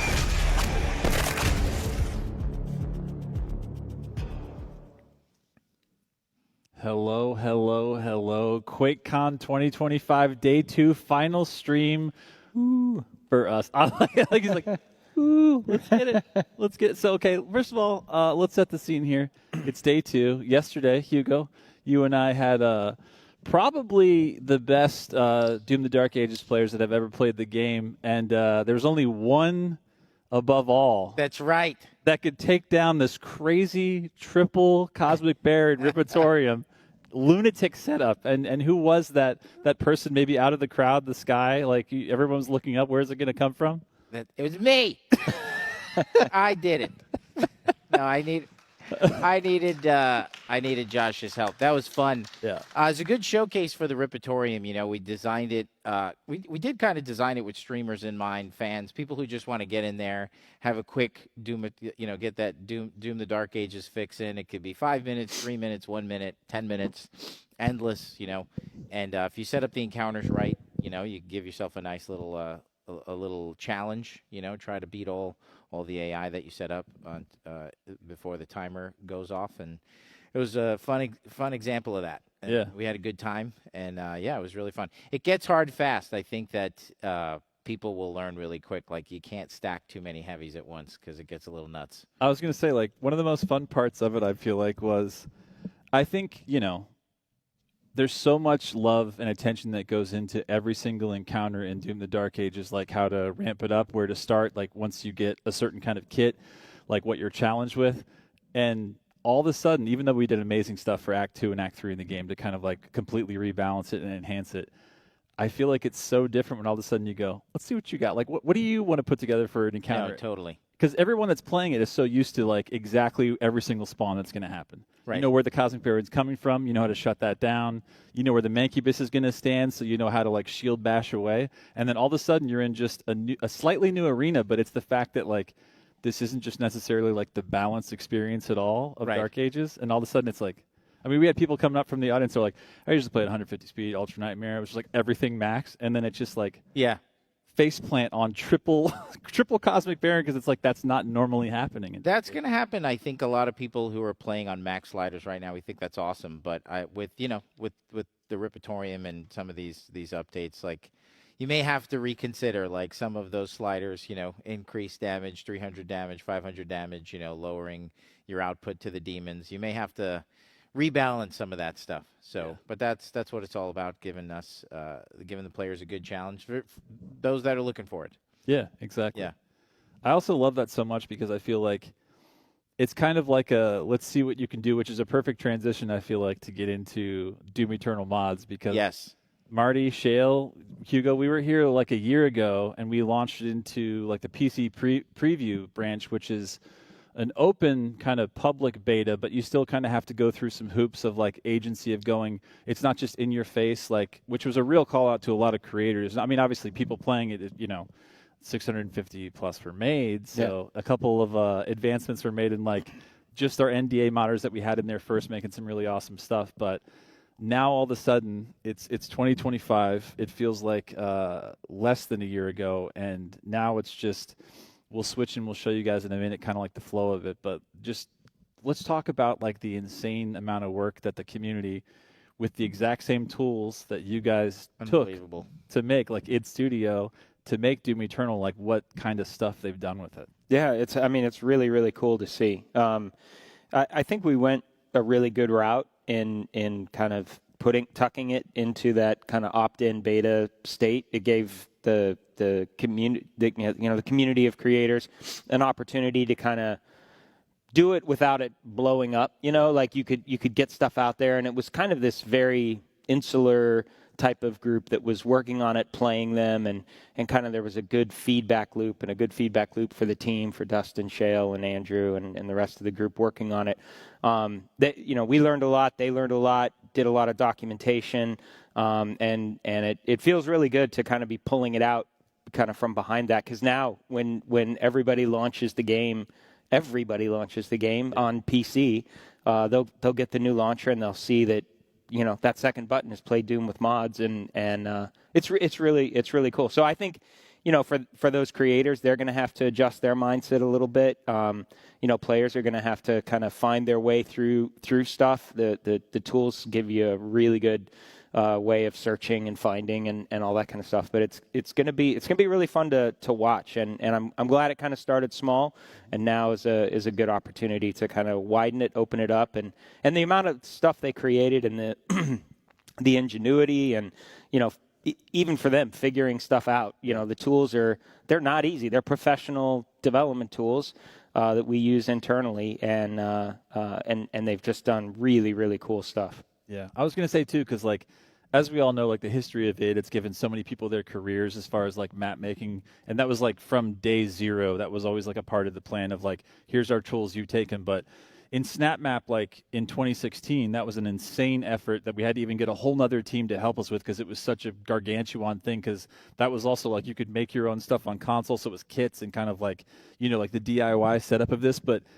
even the jump from that was 2016, and then 4 years later, we're like, what would the community do after they did so many amazing things with SnapMap? Like, what if they just had our whole tool, which reminds me of the old days of like, not only here's the here's the tools, it's like almost like here's the source code. It's like it feels like back to the days of like, well, just like you were saying with like the encounters for Ripitorium, it's like, oh, you think you can do better? Like, do it.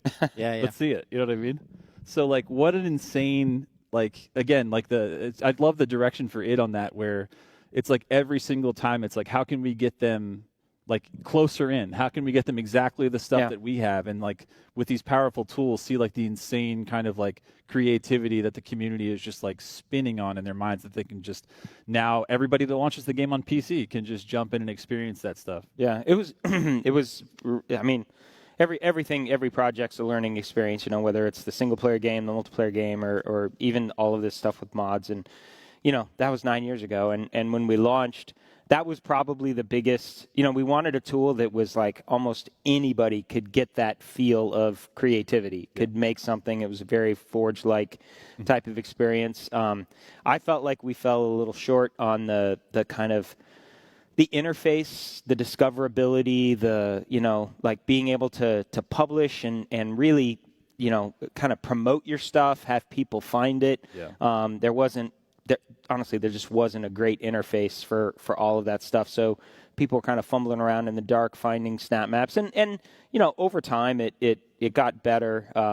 Not really on the interface perspective. The community worked around it. And it's tough because those are hard lessons because, that was a really cool tool. There was some amazing stuff made in SnapMap. There's still really cool stuff being made in SnapMap. We actually found out that the Guildhall here, SMU Guildhall, was using it for, a class. So it's really cool to see that. But that's, those lessons go into what this is. And I think that's one of the strengths of this. 2 lessons. People said, this is cool, but I don't have enough power with SnapMap. So it's like, okay, you want power? With great power comes great responsibility. And a lot of work to figure it out. But yeah, so we put the tools in their hand, and then I think we've really the team has done an amazing job with that whole discoverability, publishing, tags on everything, it's searching. Yeah. It's just that's one of my favorite things about what we've done here with the Doom Eternal stuff. So, we're kind of just keep going and making things better as we go. I love it too because so exactly like that. It's like we always learn from everything. And how do we make it easier, like discoverability better? And then we'll get into some of the ways that you can publish stuff and kind of track it in the own way, like your own publisher. But I was just talking to a young developer in the audience who was making snap maps and talking about it. And it's like, what is your name so they can find your stuff in SnapMap? Yeah. Golden? That's a good username. I mean, Golden Maps is just like TM, right? Like that feels right. Yeah. So, but I love it. It's like even when back in the day, it was like you go to cdrom.com, you just roll the dice on what kind of WADs you're going to download. So even when even in 2016, where like we said, it's like, man, we could do better on this interface, and now you're going to see the fruits of the labor. It's still the community, even in 2025, they're like, all right, we're going to band together. We're going to figure out a way. And that community on Steam and in other places, you band together and you go, okay, even if it's hard to make discoverability, we'll just share it within a group. We'll just keep it going. The creativity feeds off itself.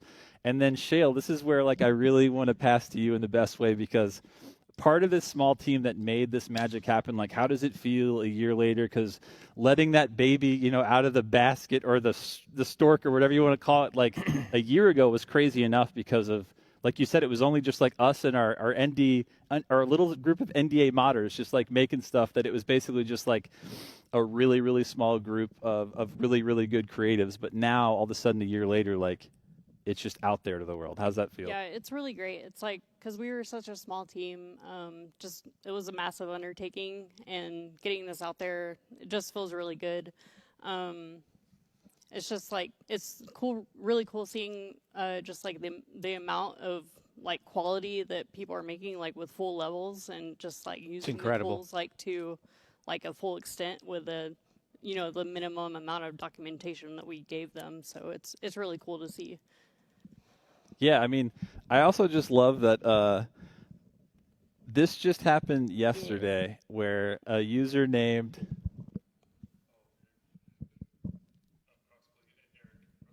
Crossplay Gaming showed us this. I'm going to open it. I'm going to show it to the camera as well as I can and just pass it around because we've got Game Boy Advance, which is really also just appropriate not only as a console to mod as it's become a lot more popular since, like, the SPO ones and stuff, like, funny playing. Some other people made some cooler screens for it, but it was also like there was the port of Doom originally on Super Nintendo. It's so cool. And then there was a really amazing one also on Game Boy Advance. Again, when this puppy came out, you had to have like the perfect light and the perfect angle to kind of see what the hell you're looking at. And as you can see now, I'm going to pass it this direction first. Yeah. It's just like the modding scene.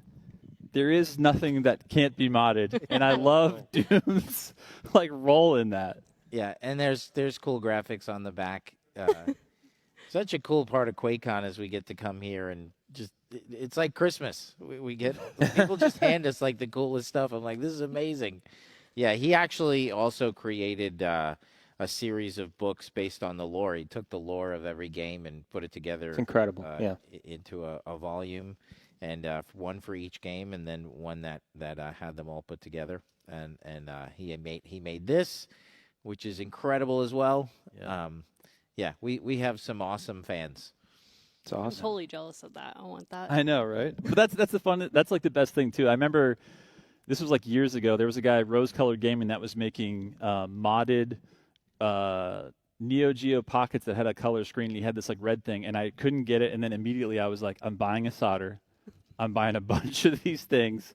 I was actually ripping the previous version had that screen that passed light through it. I was ripping that out of a GBA and then putting it and like cutting it into a Neo Geo Pocket to make my own like front lit screen. So that's just like sometimes it's capitalism that'll get you. You don't win and you're like, I gotta figure this out. I gotta do it myself. And sometimes it's just the inspiration of like amazing work like this that just gets new, beautiful. And then again, like I'm gonna turn it off before I do that. You've even got like the modern stuff. Like you got the rechargeable battery, you got the USB-C. It's just like, yeah, why the hell not? You know what I mean? It's so rad. So thanks for sharing that with us. That's really, really cool. But what about, QuakeCon so far? We're already 2 days in. What are some highlights for you guys? You guys got to kind of start it off in the BYOC. Lights turned off. Everybody's sitting down. Everybody's gaming. You guys bring Update 2 with Ripatorium to Dark Ages. We bring out the Doom Eternal mods. We bring out Heretic plus Hexen. Like, what about starting with you, Hugo? Probably Heretic and Hexen. That got such good feedback from the fans. I know everybody was so excited when we announced it in the BYOC. Got a lot of applause. So that was really cool to see. And I'm seeing it in the BYOC. A lot of people are playing them. All of the Doom games, so it's just it's always really cool to see that and meeting everybody at this point.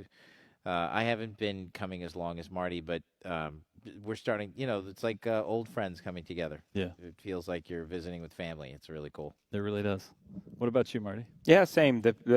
I've been coming a long time, so it's literally like a reunion. Every year you see just people. Sometimes. It's even funny. Like we did a meet and greet today, which was fantastic. For 4 hours, we just kind of sat and we had like 55 of the id team, and just got to meet and talk to everybody, and almost everybody looks familiar because it's like you see people over and over. But I'm also really I'm so struck by how many like first year, second year people are here. It's fantastic. You're like, well, how why this year, And they're like, oh, I've been wanting to come for 5-6 years or whatever, and they finally make the trip, and it's just, it's fantastic. You hear people like, how do I get in the game industry? It's why, we're doing this kind of stuff, and it goes to a lot of the stuff we're talking about tonight. There's people showing off really cool stuff like the GBA or, like art that they do. Somebody was passing out, had printed up a ton of art and was passing that out. I actually don't remember that gentleman's name, but, like the engagement of everybody at QuakeCon is amazing. It has never wavered. Never. Yeah. I've been to, this is my 27th, and it is exactly the same vibe as it was in 1999, and I love that. Yeah, it really is. I mean, speaking of just amazing pieces of art, Zaus every single year will make a couple of bangers. Jesus, this is going to be hard to bring into the camera. On my knees. So this is a Revenant and a Revenant. The focus won't let me do it. So we've got Night Rain's Revenant, and this is such a perfect spooky reference because the Revenant kind of summons in ghostly family, of which is a Revenant from the Dark Ages. So I'll just pass this around for a little look. That's awesome. It's just like, oh, thanks, there, brother. bro. Thanks, man. Yeah, that's good. Yeah, it's really sick. So, again, first time I ever met Zaus after like admiring his stuff for years was right here at QuakeCon. Yeah. And His artwork hangs on the walls at id Software. Yeah, Yep. we have two or three of his original canvases that he's given us, and we have a whole wall of fan art. We got him hanging right there. It's amazing. It's so cool. Yeah, that one that's in the Slayer cave is in the fortress is on our wall. Yeah, his man cave is on the wall at the office. So that's so cool. It's amazing. I love just walking by. I make sure we go by that every office tour I give. When we have new people, I've got to show it. Yeah, it's so 100%. Cool. How about you, Shell? What do you think like this year? Some highlights other than just like all the awesome stuff. Oh man, for me, I actually got to enjoy BOIOC for once. So I'm so excited because I just go down there and just kind of hang out on my PC and play some stuff, and I don't know, it's just fun because I usually am working. So yeah. So now you get to actually just have the kind of attendee experience. Yeah, it was for awesome. A second. Hell yeah, that's so cool. We'll do a little housekeeping, a little promo stuff, Chris, if we want to switch to on screen, because after we go through this stuff, we're going to talk about some giveaways. Again, free update to Doom the Dark Ages.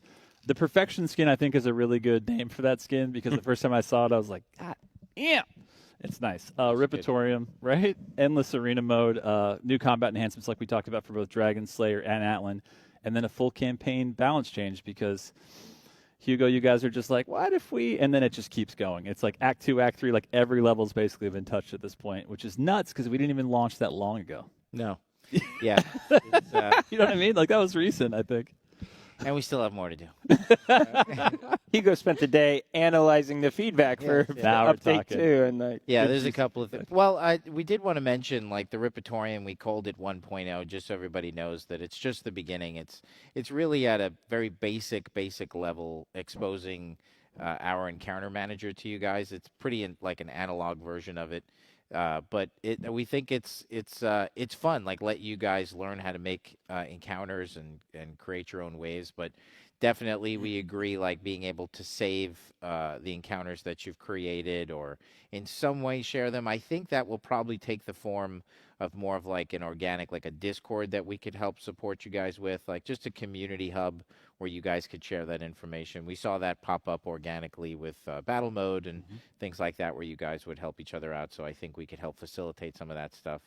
And we'll just see how it goes. Already I'm seeing really great engagement with those things, with the Ripitorium. So yeah, I'd love piece of feedback I saw, which we totally agree. We've talked about it. We just want to get it in there. It just takes some time, but being able to design each wave, as opposed to one preset encounter, you could actually, if you have 3 to 4 to 5 waves, you could actually go in there and set up each wave, let the encounter escalate, the difficulty escalate over time, the spacing of the waves and how they spawn, or I think the big thing is allowing you guys resource drops. If you were to hit a button, small, medium, large, you could actually put resources in the Ripitorium arenas.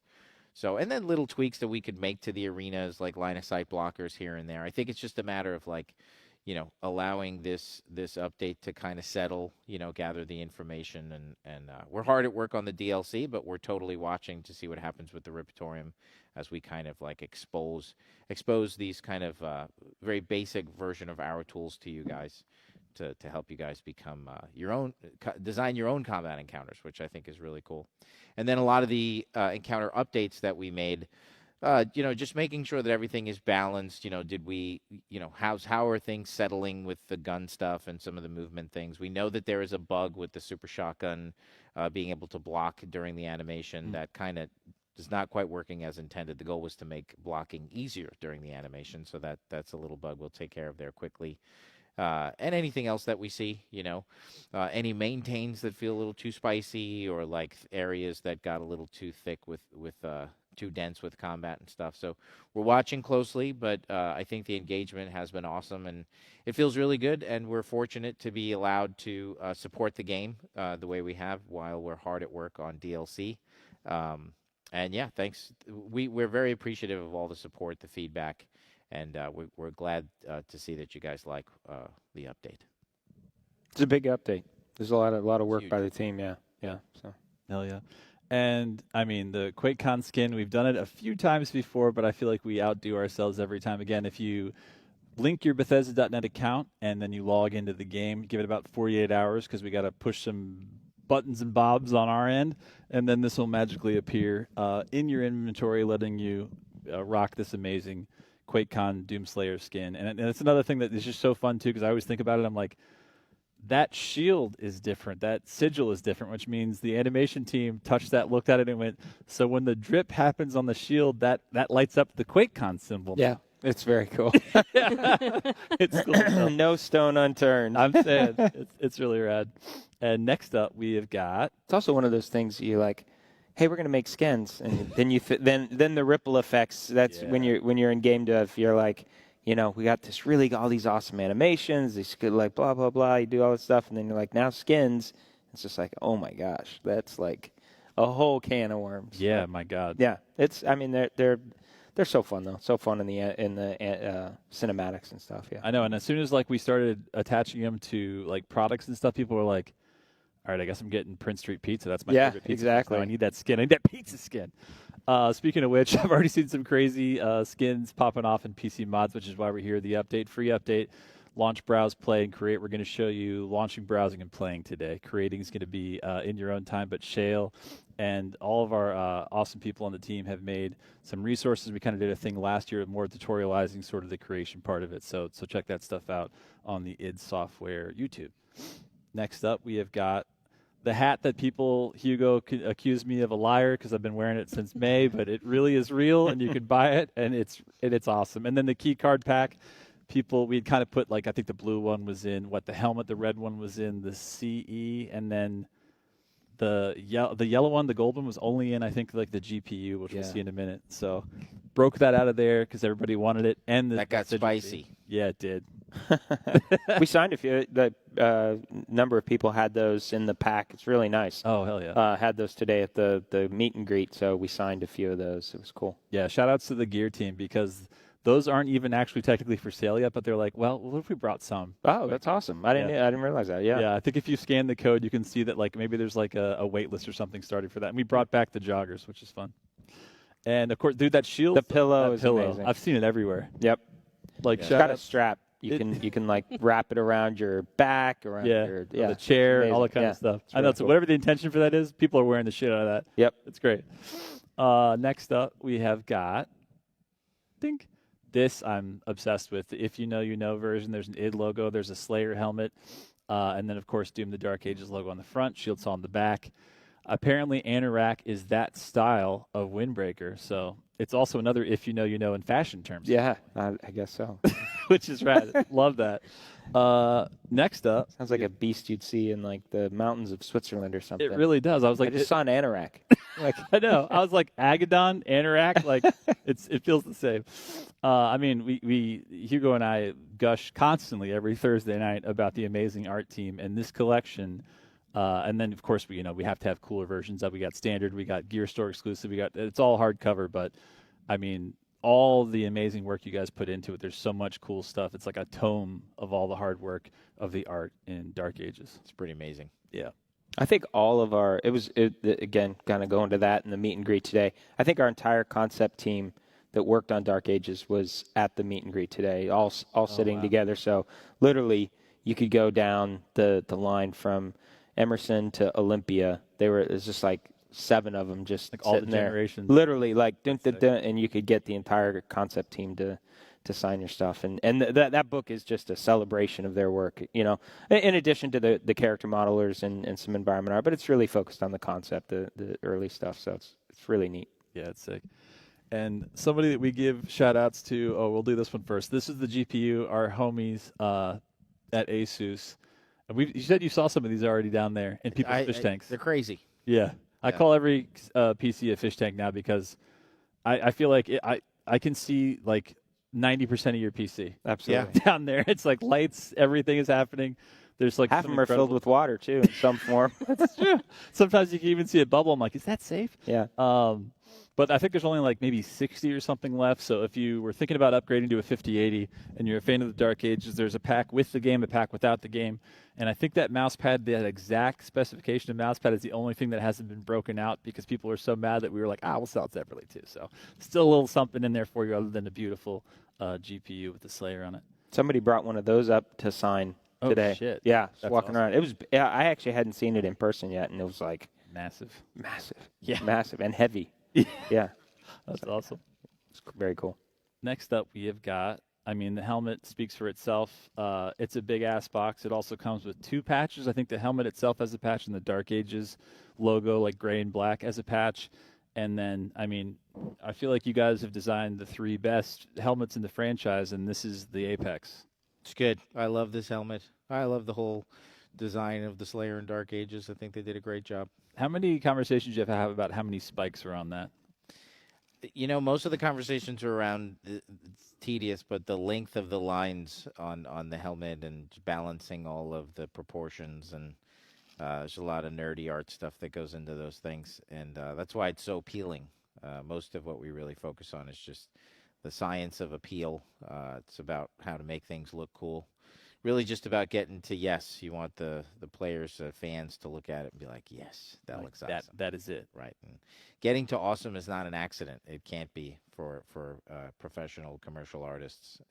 It's something that you can make happen. You have to make it happen, because if it's something that happens by chance, then that's really scary, for the artist. So a lot of thought is put into every angle and the length of every line. That's what makes the job fun. So that was really fun. The thing that Josh did with the Instagram stuff, being able to talk about that a little bit, about all the thought that's put into those things. As I've said many times, the look of the franchise going back to the original 1993 was so strong that, we really have to live up to the legacy and just try to make sure that our stuff looks good too. So big shout out to the team. Yeah, very well said. And I think you guys, you're doing pretty good. We're 3 deep now, and Yeah. it's getting better and better.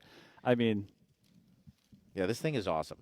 People should get this because it's super badass. if you didn't see it downstairs, see it downstairs. And if they'll let you, I don't want to put them in a bad position, but spin that thing and then be like, oh, boy, I'm going to need one of these in my life, because it is like fidget spinner level of satisfaction. But with it being the shield saw, it's just a different hit. So it's really, really cool. So that was a fun one.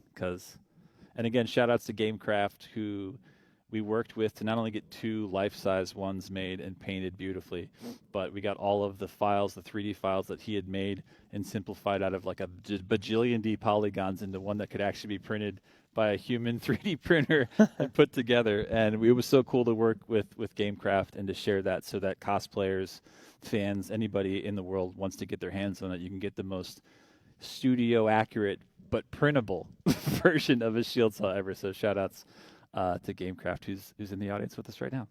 Woo. Whoop, whoop. I like your little whoos. I'm the wooer today. Yeah. And then, I mean, I was just talking to Alex today. Like, they wish they could be here so bad. We got to get Finishing Move to QuakeCon, because that is the next. We really do. That's the next tier of celebrating together. But the soundtrack speaks for itself. There's all the versions of it, thanks to our homies at Laced Records. The 2 and the 4 LP versions to have back-ish in Vogue. A little bit. We've done the cassette thing before. We've had cassettes. That's true. But go ahead and scan the QR code if you want to get your hands on one. There's no wrong choice. It's whatever you can afford and whatever kind of like how many tracks you want on it. And last but not least, I know. Chris just told me that one was last. These beauties, which are right now unsigned, go all the way back to 2019. Yeah. I think we did.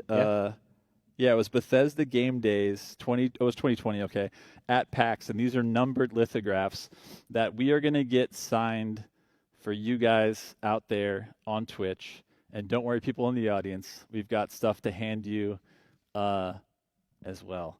But right now, let's do hashtag Doom mods in chat. CVH, if you want to set that up, and we'll pick 4 winners online on Twitch. Everybody right now in the audience is on their phone. They're like, I'm winning that shit too.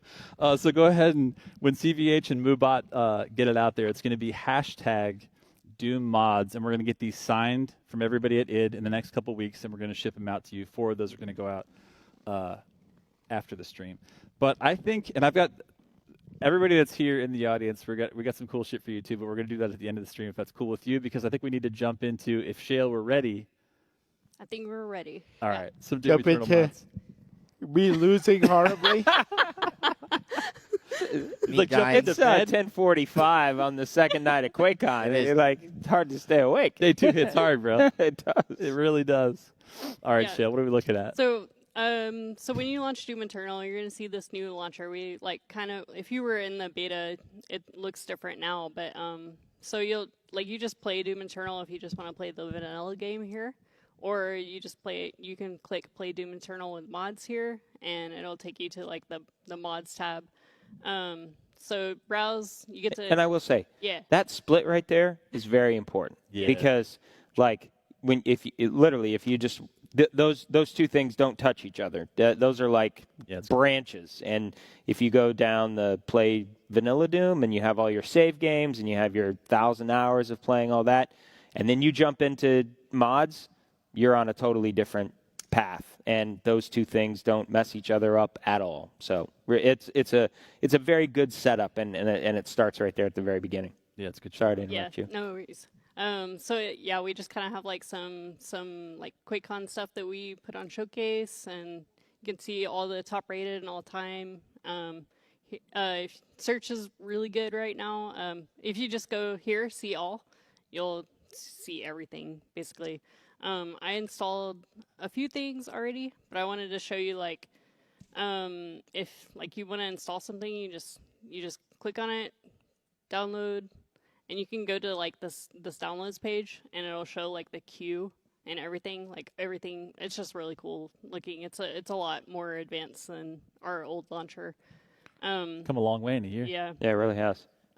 So I didn't install id Studio because we're not going to show it, but I just wanted to show you because if you're a creator and you make a mod and you put it up here, so you put in all your tags, mod status overview, you can see your releases here, put in your media, it's super intuitive, and then the cool thing is stats. Ooh, yeah. So it's like you can see oh, I made this update and the views and everything. It's just really cool. This really gives you an opportunity to be like, we hear this all the time. Yeah. Hey, how do I break into the game industry? I want to be a game designer, all this kind of stuff. And the bluntest answer is make stuff. Mm-hmm. Just make stuff. And these tools, and honestly, no matter what tools you use, our tools, and there's tons of tools out there. There is literally no excuse for not making things, not creating your own work, or working with friends to create something cool, to publish it. Like this gives you a little ecosystem to learn our tools, make cool stuff, publish it, promote it. You can stream your own, stream your work, put it up on YouTube, give people the link. There's links to all of these mods on the Bethesda mods page on the website. You can come in game, see your updates, see if your promotions are working. It literally lets you be like your own little developer and publisher. Yeah. So it's really it's powerful, and this is how you do it. This 100%. Is how you. Because then when you come break in to do the interview, whether it's with us or anybody else, you can literally come with actual metrics and stats. And I know it sounds so boring to someone who doesn't care about that, but again, if you're entering any business, it's you have to show the success somehow, unless it's just you're a household name because Graveyard Official Combat Arena example is what your mom just called you. Like, have you heard about? And it's like until you get to that level, you can prove it through here, which is absolutely. Sick. And it's not even about the success. I mean, I tell people all the time.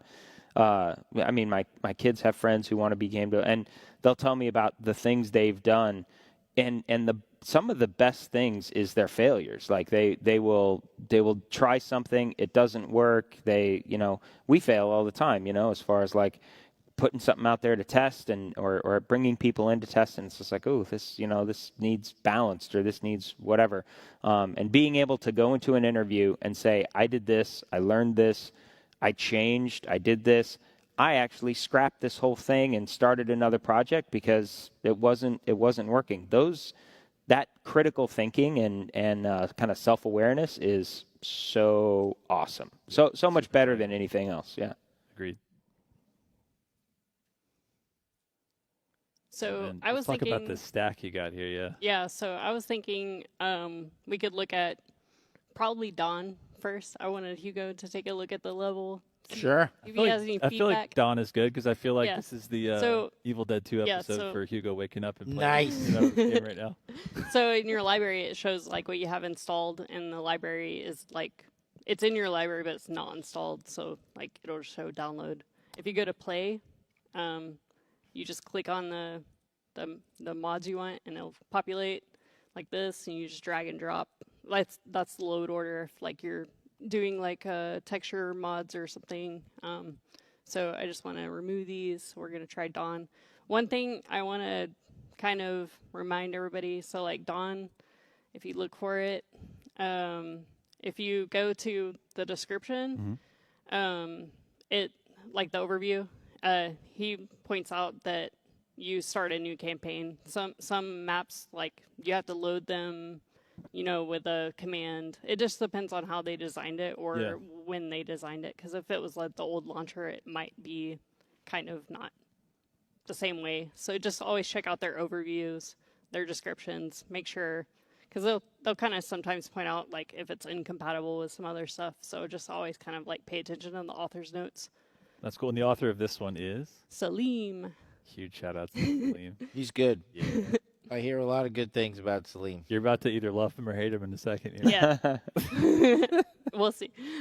Yeah, right? So you just launch with Activa mods, and then hopefully it's logged in and ready to go. I'm never about to find out how fun it's going to see like the My login kids are screen. here, so they're going to see live just Oh, how snap. good Daddy is at video games. Heck yeah. They know that he's the best. They've heard the legend, That's right. the tales. Last night, nobody thought you could do it, and yet That's right. a couple of beaver nuggets later, we The got stream in was sponsored by Beaver Nuggets. there. If it isn't, it should have been.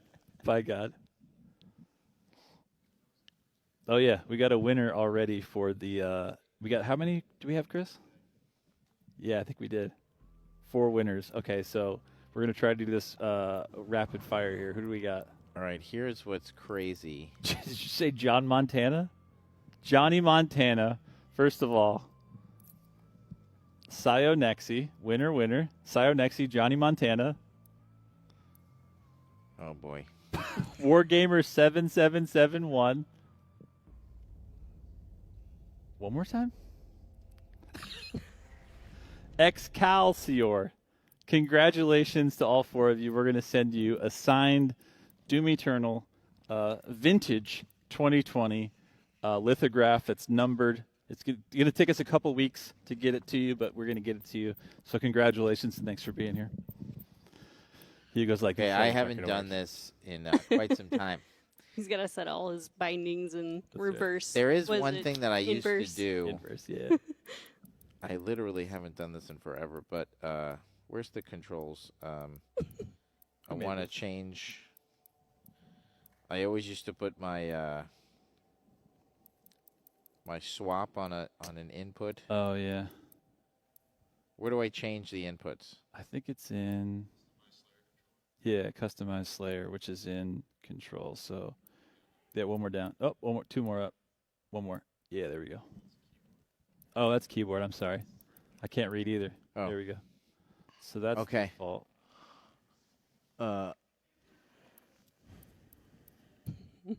This one is custom. Do the edit. I haven't done this in so long. I know. It used to be so fast. I remember we would do this shit. All right. So I like to make it so I could swap my stuff. Is Mommy leaving? Is that what's happening? She's had enough. She's like, I can't believe we're doing the She changes doesn't on this even controller right now. support. She's just like, who cares? She saw you use invert She's like, sticks. she's Couldn't like, take it. I've watched this dude play video games my whole life. I don't need to sit here I've and seen do enough. Okay, wait. I want to put the switch the mod, switch equipment. That's what I used to do. I used to put equipment switch on something. I don't fucking remember. Take a guess. I think it was on, the left. So how do I do this? If I hit the button, Yeah, let's try it. Select it. With select A, it. and then the next Well, one. it's already got switch equipment on that button. I know. So hit whatever button you want next for it to be. Did you hit digital left? No. Select another button. Okay, duh. Right. For the swaps. I think that's what I used to do. Like L3? Yeah. Okay. We'll see. Who knows? Yeah, I was going to say. It's going to be the Wild West. I promise you're going to try to parry. Yeah. I was playing mods all last week and just parrying, not parrying everything. Yeah, dude, I haven't played this in so long. It's been a minute. Holy Jesus, that's too sensitive.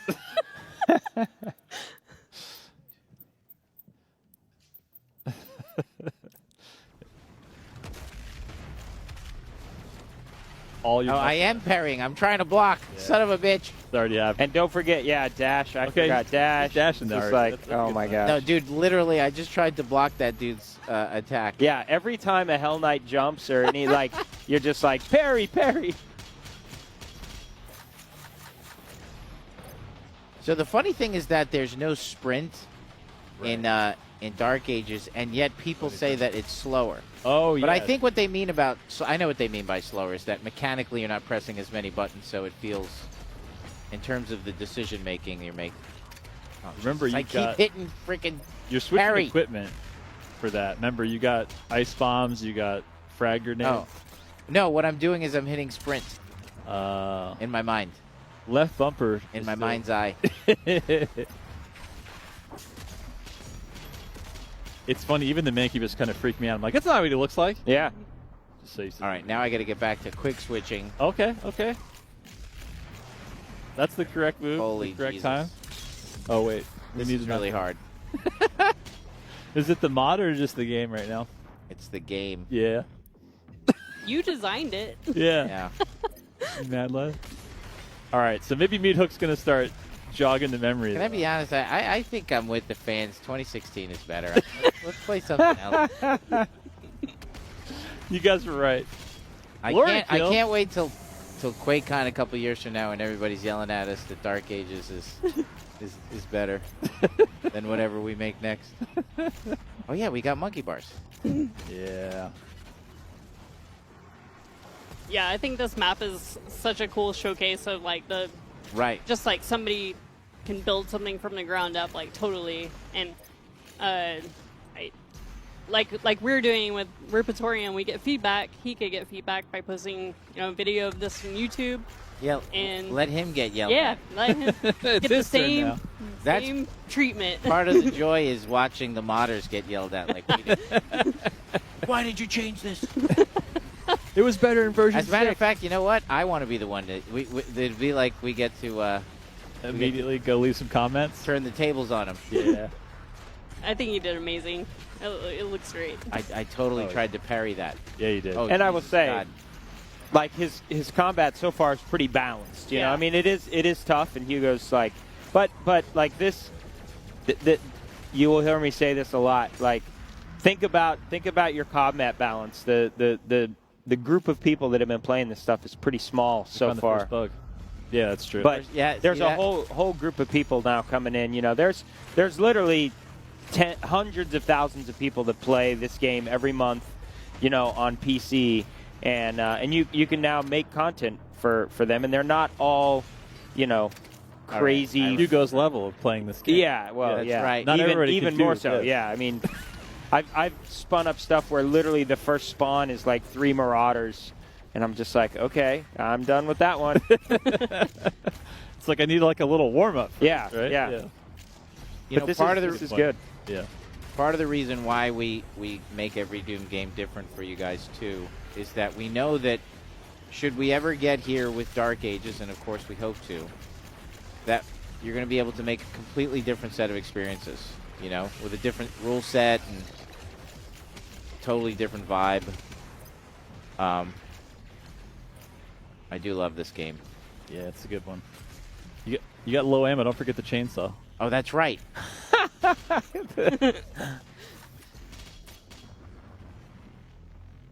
We're good. Thanks, man. You can also shoot that turret off just in case you've. Yes. Yeah, don't forget. I remember right when the game came out, and like people were like, "Our Acrotron's really hard." I'm like, "Did you shoot off the thing?" You're like, "What do you mean?" Right, right. And it was like the community just going, "Okay." Oh my God, the heavy music didn't kick in yet. All the skill shots. Yeah, precision scope ended up being like the answer. That is my favorite sound in Doom Eternal. Is that clink? That clink. It's so rewarding. It really is sick. Yeah, shout outs to Chad and the whole team because my God, there's so many. Look at that. Getting the skills back. I'm telling you, this is how Hugo got his groove back. Go get it. There we go. All right, I gotta. We got some new spawns in. Yeah, dude. You're afraid of no ghost. All right, you better start punching. Oh my God. Low HP. Don't forget you have a chainsaw. I know. There's too many guys. I feel like the chainsaw is almost like the BFG in this for us, where we're like, you need that panic button. It feels so weird to play this. All right, is Salim is not here. I don't think so. Shale, do you think so? No. Yeah. He's in chat? Yeah. Okay, Salim's He's always in chat. Hell yeah. Salim, let me know how close I'm sure that, because I can hear that the music didn't even start yet. So This is like ambient combat. Right. Super chill. He's doing the job of like 30 people by himself making this level. For real. Yeah, this is incredible. And now he's got to get community notes on the fly. So now he knows what it's like, and it feels right. I love the commitment to blue in this level too, like the aesthetic. Okay. Well, first chainsaw? Is that what just? Yeah. Yeah, let's go. he's Let's go. oh God, I hate the gargoyles.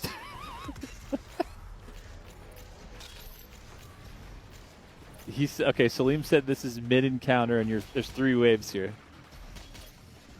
He goes like, there should be 2 waves.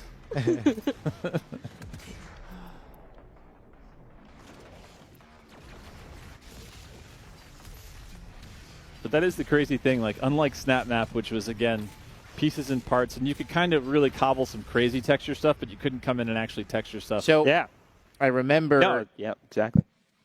You know, big part of what we wanted to do with Eternal.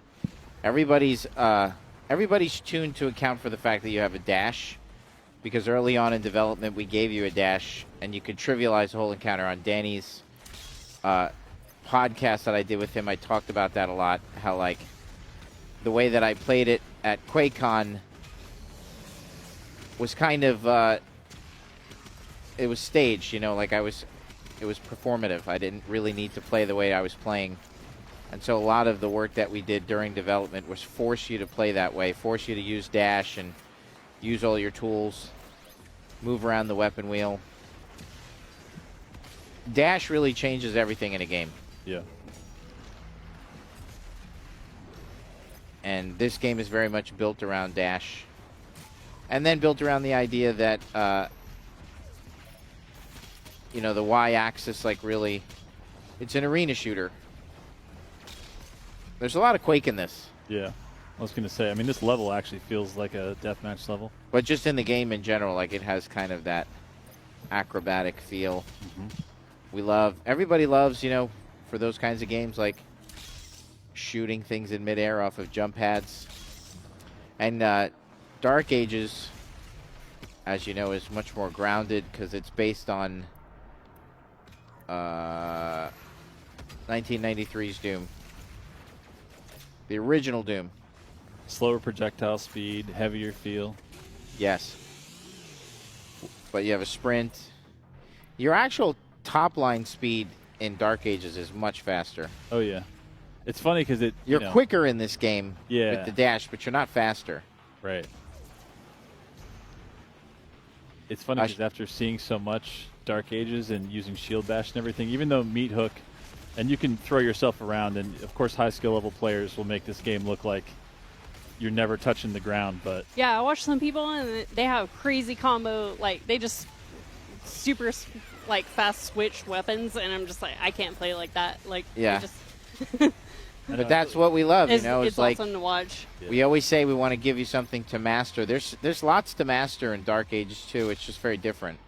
Big shout out to Under the Mayo. He just released his new faltering video where he's really going into detail in a lot of his videos of all the different ways that you can master Dark Ages. I love that you just casually, while you're having that conversation, you got a nice, you got the sticky grenade in the mouth, and then you burned him before you glory killed him, so you made sure you get a little armor on the way down. I feel like it's all coming back to you now. This is like a... I'm about to die. Oh. I haven't seen that glory kill in a second.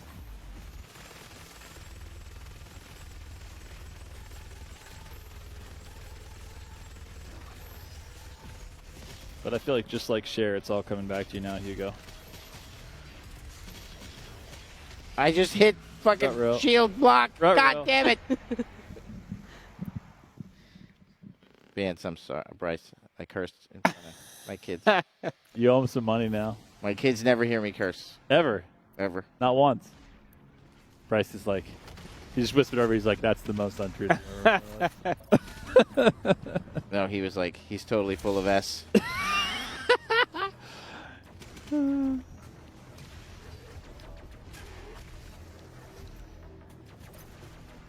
Oh God, yeah, you got the runes too. I love that. Bryce, what did we just get? We got a Switch 2, right? And Donkey Kong, you like Donkey Kong? Are you having fun? We got Bonanza going. I got Donkey Kong and he's playing it. Yeah, that sounds right. It's so good, dude.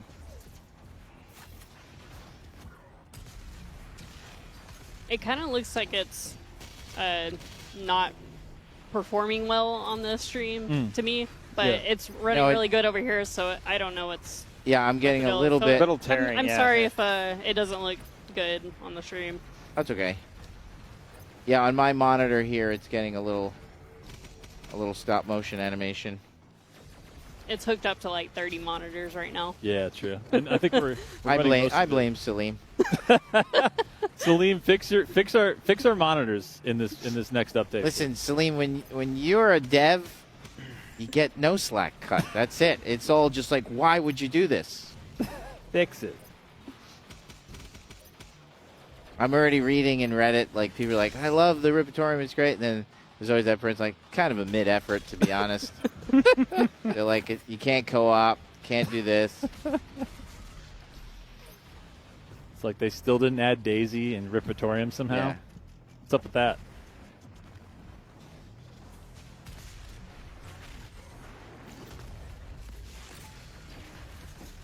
All right, it's coming. It's coming back. I know when you're doing Ice Bomb and Burn, you're doing the number of times that I have you got accidentally. There we go. The number of times that I've accidentally start burning too. I'm gonna run backseat on you. That's how we used to do it, John. Yeah, that's true.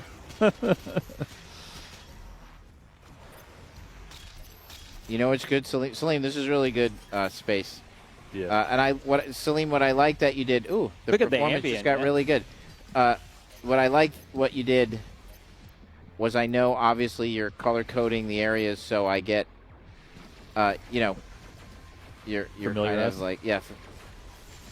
Oh, that was really good. Don't forget to burn. Landmarking. You're doing good landmarking.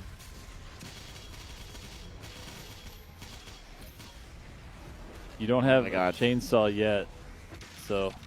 Jeez. Oh, that was such bull. That was a good look, though. That was, I think we were. It feels really weird to not have shield charge. Yeah, it does. Because you have to switch to meat hook to do that kind of traversal that you can just shield bash around. That's true.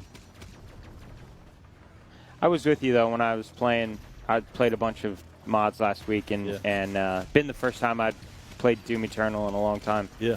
And it felt slower. Yeah, everybody really talks does. about how fast it is. Which is insane because when we put this out for 2016, it was like 2016 might as well be a molasses comparatively. And now when I'm looking at this, I'm like, there's the enemy density is so low. Yeah. You know what I mean? and like Hugo was saying, that's just like the difference between sprint and having sprint and shield bash, or shield charge, is like, I mean, it just zips you through. I know the meat hook is definitely what. But you got to have it out to actually do that. Yeah, so you don't just have it available like shield bash right. anywhere you want to go. True. You guys wait till you see what we got cooking with the DLC. That's all I'm going to say. Because Eternal is very much, I've said this before, like, it's the refinement of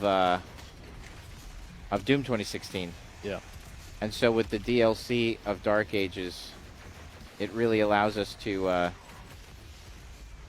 give the players an opportunity for skill expression and just like raise the skill ceiling. Yeah. That's what's cool about a DLC is you could do that, and there's a lot of really cool stuff that we're working on that I think you're going to like. Oh, Jesus. Don't forget to burn them after you get it in there. Oh, or before. Perfect. Something to chew on. Nice. Remember when people got so pissed off that they made the popping sound? A lot of what gets praised now was criticized. Remember, like, how colorful it was? But everybody, once you got really into it, everybody saw why we did that. Right. Because everything is so frenetic. Everything was in service of the gameplay, and also it was really, really trying to be, oh, Jesus Christ, we got the original. I would say that the gameplay of Dark Ages is an homage to 1993's Doom, and the RGB color scheme of Eternal is an homage to the original Doom. 100%. It was also like the return on so much enemy design, right? Like the zombie soul. Oh yeah, everything. Yeah.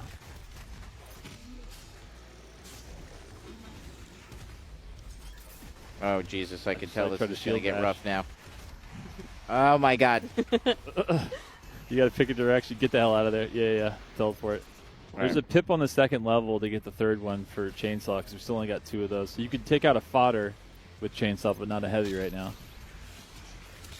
There it is. If you go to your right, I think it's right. No, it's not right there. It's in another corner. Nice. Good burn. You also have Ice Bomb available. And if you want to switch after you Ice Bomb a group to frag and get that going. Nice. You got Flame again, too. Beautiful.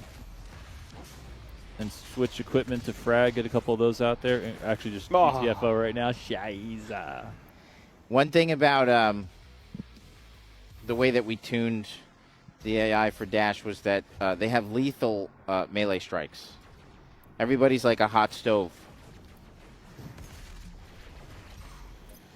Because you can get away so easily, so they have to hit that hard. Yeah, that's fair. It's so weird not to just try to parry that every time he hits the ground. Every time. I'm like, you got to parry. I remember in the DLC, so with Ice Bomb, as you guys all know, in a basic quick switch, you could just smoke Barons. And if Danny O'Dwyer is still here, I remember he talked a little bit about the DLC, the first one, the UAC Atlantica, the opening 5 minutes. And there's so many Barons. And I remember with Derek in marketing, who's really good at this game. Yeah. And he was like, dude, he's like, what's up with the Barons? And I'm like, Well, if you know how to, if you're switching between equipment from ice to grenade, and you know how to do that, then you could trivialize like Baron. So we balanced it to account for that. Right. And he was like, dude, I got to be honest, switching equipment like that, it's a step too far. he was like, he's like, there's just, too many strings on that guitar. And then you guys made another DLC, and you're like, maybe there's a couple more strings available. That's right. Let's see what Blood Swamp The feels DLC is very much balanced around people who actively switch their equipment, which I did all the time. I do all the time. And all the crazy quick switching, even just weapon quick switching metas of super shotgun, ballista, like the fact that you can shoot basically almost cancel the animation before it comes out. Oh, I stood there too long. This is like fun. That Baron heard you, I feel like. He did. I do feel like slow. I feel very, very slow. Yeah. Should we go back and patch the game? I think so. we got to put a sprint in there. Now Salim's next mod is going to be like Dark Ages, the same thing. Yeah, I'm into it.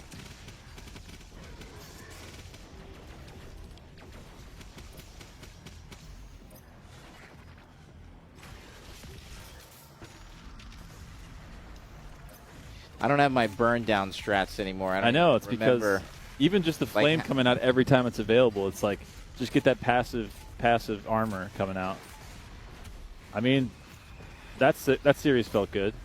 Remember, you got all 3 right now, so you could even take him down with a chainsaw. You got all 3 pips. Yeah, or just the fodder. Then you only need 1 more to get 3 down. So, also you got shout outs to the race car HUD you got in the center there. That's right. All right. Shout out to me missing most of that chain gunner right there. You guys see how good Daddy is, Bryce? Are you impressed?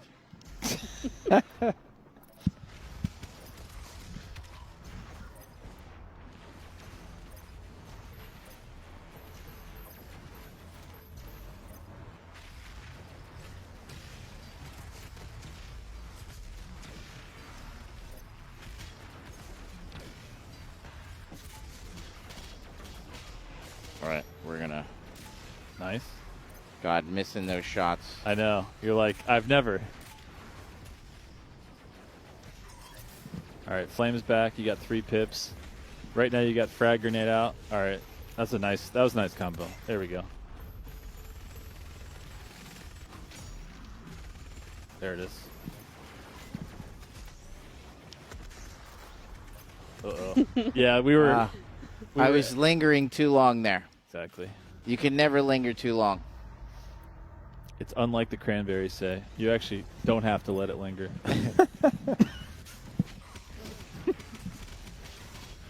Dude, if I had a nickel for every time that I am trying to parry. Yeah.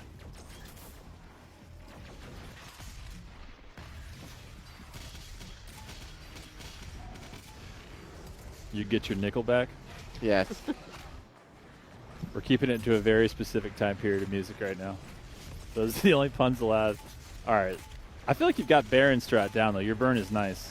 You've also got 3 pips to use whenever you need for the chainsaw. There it is. I am going That was a good choice. All right, get out of there. Yeah, that's the thing. I can't let them crowd you like that. Yes. Yeah. Okay, yeah. You are the turret. Show them the flat line. That's it. Yeah, it feels good.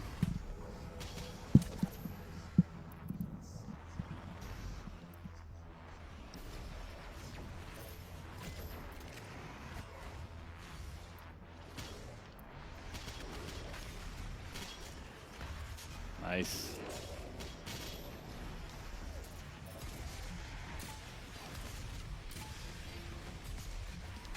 All right, music's kicked up. Cacodemons on the board. Don't forget to flame and ice. You got both. You're going to get to them faster than George R.R. Martin's going to write that last book, for sure. All right, Caco's behind you. And Caco's in front of you. There's Cacos everywhere. I hope you like Cacodemons.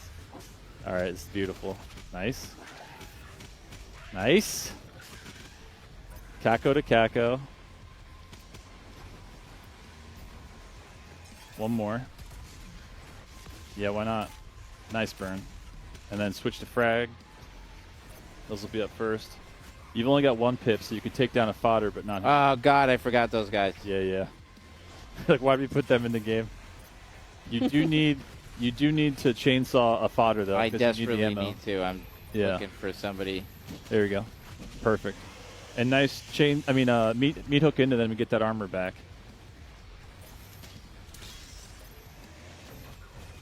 I feel like this is your reunion tour. This is good.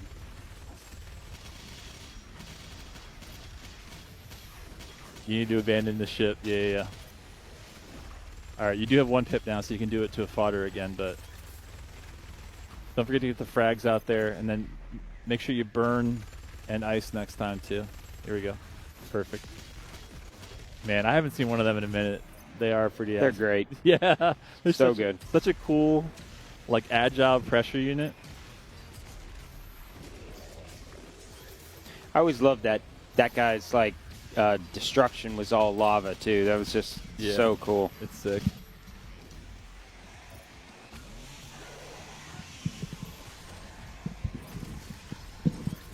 I was going to say, I thought you were going to leave him on the board. Can't be you. Let's go. Oh, damn. So no chainsaw yet, so if you see a pip, not a bad idea to grab. You do have fire, you do have ice, though. Ice bombs available. Yeah. Yep. Perfect. Get a little armor on the way. Oh, why not? All right. Fire, nice available. 1 pip. There it is. Nice work. Ooh, okay, headshot. I used to be able to quit. The other thing about this game is that it's kind of built around quick scoping, which I can't do anymore. Jesus Christ. Which I'm unable to perform at this time. But like so much of the game was built around that. Yeah. You're right, though. That pop sound. Oh, it's great. So satisfying. It really does make you want to chase it like again and again.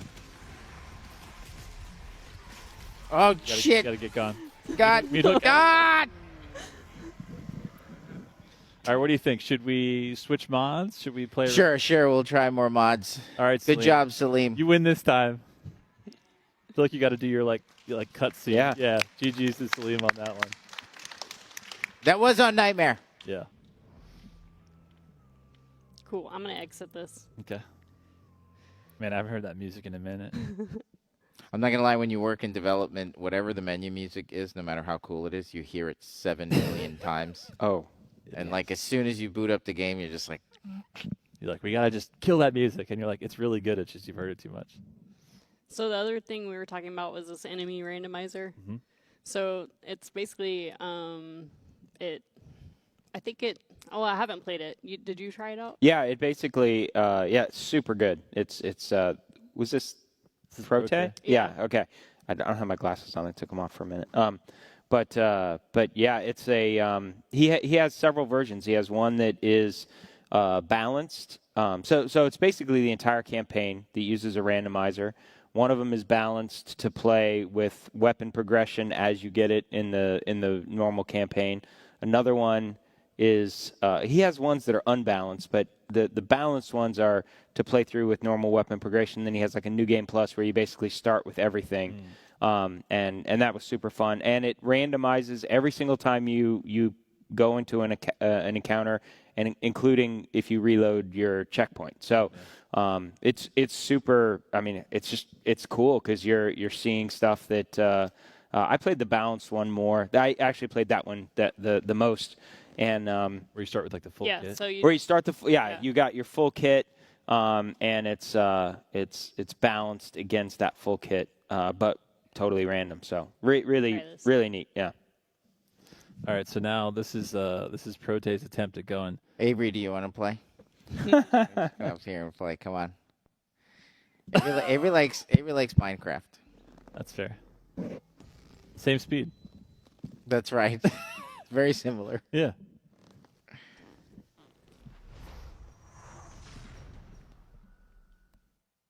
Shout out to the boot sequence of Doom Eternal.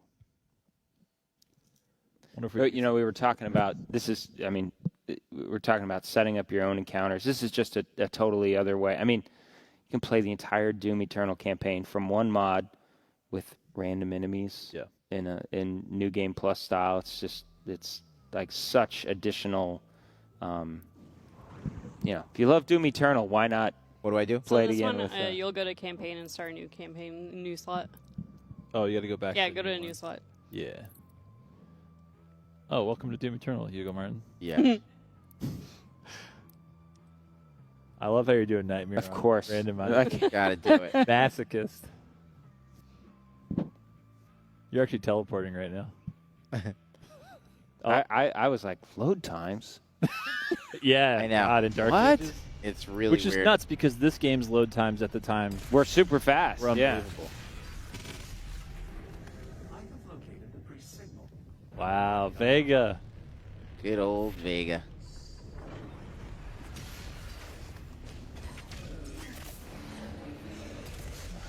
Shout outs to Gamecraft who made some. I saw somebody gave me one. You just punch, you like Bonk squish them. it. I thought it Yeah. was They're Pez great. dispenser though. I was like, oh, I want Like, Pez where's so the candy? bad. Oh my god, I totally forgot. Like, Oh yeah. how the hell do I beat? Oh, that's a stone imp. Yep. Look who Oh. it is. Everybody's favorite. The, The carcass. Yeah.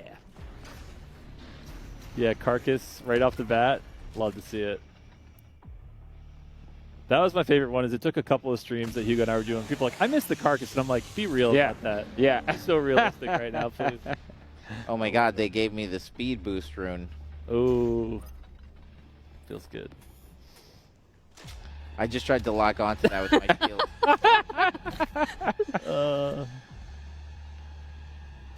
It's only natural.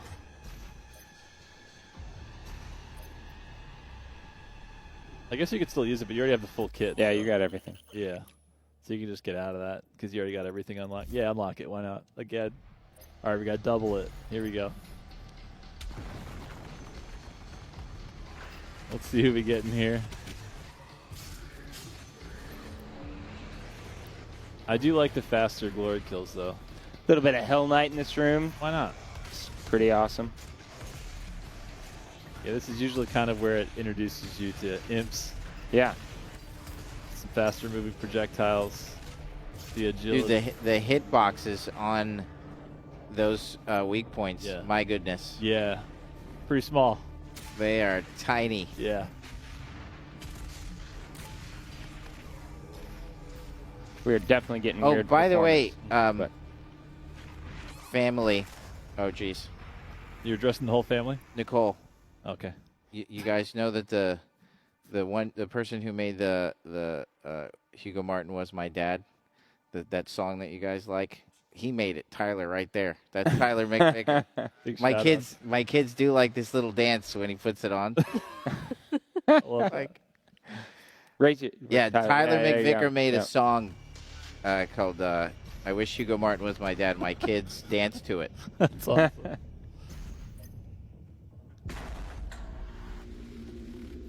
Whoa, that was kind of weird. Yeah, he's already out. See that? It's a bug. Get Prote on the phone. She's on the other foot now. We get to complain about the bugs. All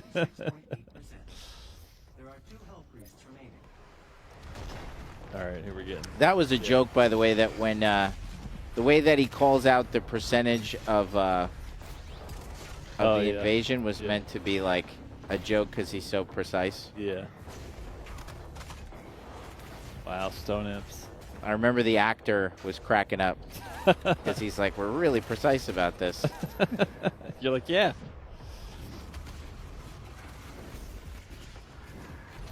There you go.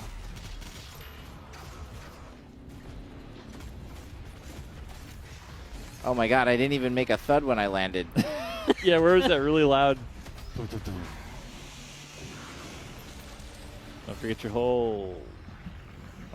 What's wild though is even if you think, all right, I know what's coming next. Yeah, I love it. And you know what? It's going to be different now. Loading his checkpoint. I love it. Well, Also, he made it with no coding, so he just like I think it's so cool. That's like insane. it's just like I'm just gonna make a mod that does this. Yeah. very cool stuff, Prote. Yeah, famously, Prote recently has the helmetless Slayer from Dark Ages and all the cutscenes, which everyone like, damn, that Yeah. is pretty handsome. Yeah. All the time. Get to see a lot more of him without a helmet on.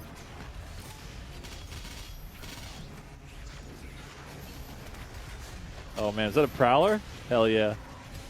Level 1? Hell on Earth? Prowler? And Dread Knight. Let's go. Yeah, this is awesome. I mean, this is like, there's a lot of different games that have popularized like this mod in particular, but I feel like a lot of the like hardcore Dark Souls players that have played it a million times, if they're not just doing multiplayer and invasions, like the randomizers are like the way. Yeah. You could just have like the final boss, like Lord of Cinder, you're fighting him like right when you wake up in the grave or something. It's crazy. Oh, stone it. The Stone Imp pissed off people. Yeah. A lot of things in the DLCs pissed off a lot of people. That's true. What do you think was the number one? The Dark Lord boss fight. I didn't balance that correctly. Without a doubt. And his gimmick of being able to re-heal. That made some people upset. Spaghetti. Well, it's just the way it's tuned. Yeah. In development with boss fights, you get to be really, really good at the boss fight, and then you kind of lose touch with reality. Because you know exactly what's coming every single time. Yeah, exactly, and then you got it. So we overtuned that I overtuned that just a little bit. But I feel like part of that was meeting the community where they're at, because they were so used to every single thing in the campaign. Oh, yeah. That you guys were kind of in the same spot at that point. So you're like, well, also, I don't care what Mayo or anybody else says. Like, the community was totally binging on mods at that point, and they were getting so used to fighting like 14 Marauders at the same time. Yeah, because they had their Horde mode before we had our Horde mode. Yeah. Yeah, that's true. And that was absolutely happening. Yeah. That was the other cool thing, is like they were doing all of that just like this with zero tools. Yeah. Before they even touched id Studio, they were just like, with no programming, hacking and mashing together these things that would create incredible stuff like this. Yeah, absolutely. And then shout outs to Shale and the team for making tools to even for some of the stuff that predated when we had all these tools, like some things that kind of helped try to the conversion so that you could bring stuff that you had made before you actually had the real tools into the now easier to use interface and all this other stuff so that people could still enjoy it. This is crazy. Yeah. No, I have yet to find the easy mod, or even the medium easy mod. That's true. Maybe that's a good shout out to, especially if whether you're a seasoned modder and we're playing some of the stuff like Prote yours right now. It's like knowing that you've got all this new blood coming in. Absolutely. It's like, or if you're making something for the first time. Yeah. It's like, make the ramp up, just like how you're growing in your creation. Let new players coming in to mods have some, not even training wheels, just like regular mode. Yeah, you know what I mean? Or do something completely different. Yeah. I mean, like, who knows what? Like some of the most popular mods in history have taken games and done completely different things with them. So it's it really is an opportunity. But even like this, I mean, I think. We've heard so many people through the course of Dark Ages launch and all the feedback, say, I love Dark Ages, Doom Eternal's my favorite, I heard it a lot today. There's now 750 new ways for you to play, Dark Ages Doom Eternal and growing. So you can come back, play the entire campaign now, however you want, many times with random, really test your skill, so... It's just I love what this kind of, and obviously it's hard. So if you like hard, and this is the balanced one, right? Yeah, this is a little dense. You are on Nightmare though too. You're like such a glutton. He really is. That's how we do it on the stream. That's how we got to do it. Yep. What's that, Tyler? Oh, I do have the Crucible in the BFG because this is the new Game Plus version. Yeah. But I feel like we got to learn the buttons for those again, too, like everything else. I don't even know the buttons. I'm like, what's the input? Looks like it's digital right. That's Crucible. Yeah. Damn, looks good to see that. I haven't seen that one in a minute. Oh, my God. Nice. Way to use it on a zombie. We'll never get that pip back. Damn, you're getting. It's crowdy in here. Yeah, there we go. Remember, you got Ice Bomb. We got Flame. And you got all your frag grenades. There we go. A little burn in there. There we go. A little Bernie Sanders 2028. Let's get it.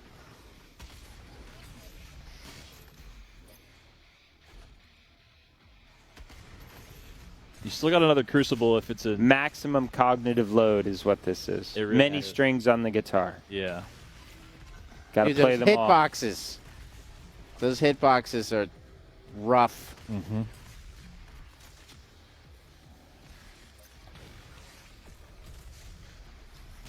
The Prowler was designed specifically for people who are camping. Yeah. And the way he's set up is he kind of...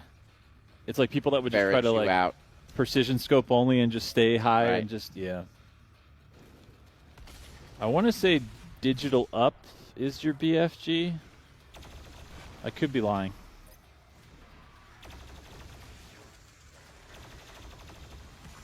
Nice, nice, nice. And flame. All right, all right. Running the spreadsheet. We need a chainsaw. We only got 2 pips, so it's got to be fodder level. Is Danny O'Dwyer here? I think he went down to the BOC right after the last stream. Yeah. Gershman, who I really love. Yeah. But when he reviewed Dark Ages, he really liked it. Mhm. And he talked so much about Doom Eternal.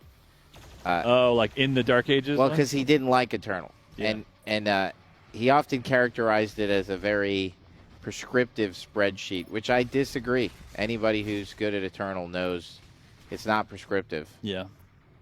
It is generally asking you to, like, do things. But when you said spreadsheet, it made me laugh because he mentioned spreadsheet a lot.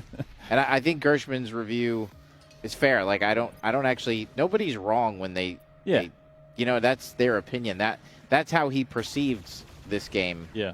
Which I think is correct. I mean, the consumer's never wrong. Right. He liked Dark Ages, which is good, and he liked 2016. And But that's what we were talking but about. this before, game is right? very much just doing its own thing. Yeah. Same as Dark Ages. Yeah, we need to get some chainsaw so you can. I can't remember what we're out of ammo. I think we're out of something.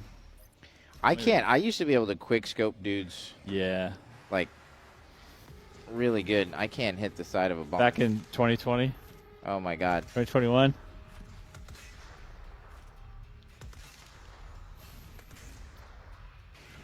Back in the good old days where we had sprinkles coming in and interrupting the streams. That's right. Oh. Jesus. Stone Imp. Who put that in there? Stone Imps are rough. Yeah. There's so many crazy AI in this game. Yeah, I feel like the tiers and the separation of how many different I like the Stone Imps. I do too. But Dread Knight, look at him. All right, he's gone. Can't look at him anymore. Man, it's a flood of dudes out of there right now. For real. Burn him. Get that pip back when you need it. You got 2 for chainsaw, so we can take down these right here. Get that ammo back. There we go. And don't forget to burn on the way out here with this. Oh, we already got him.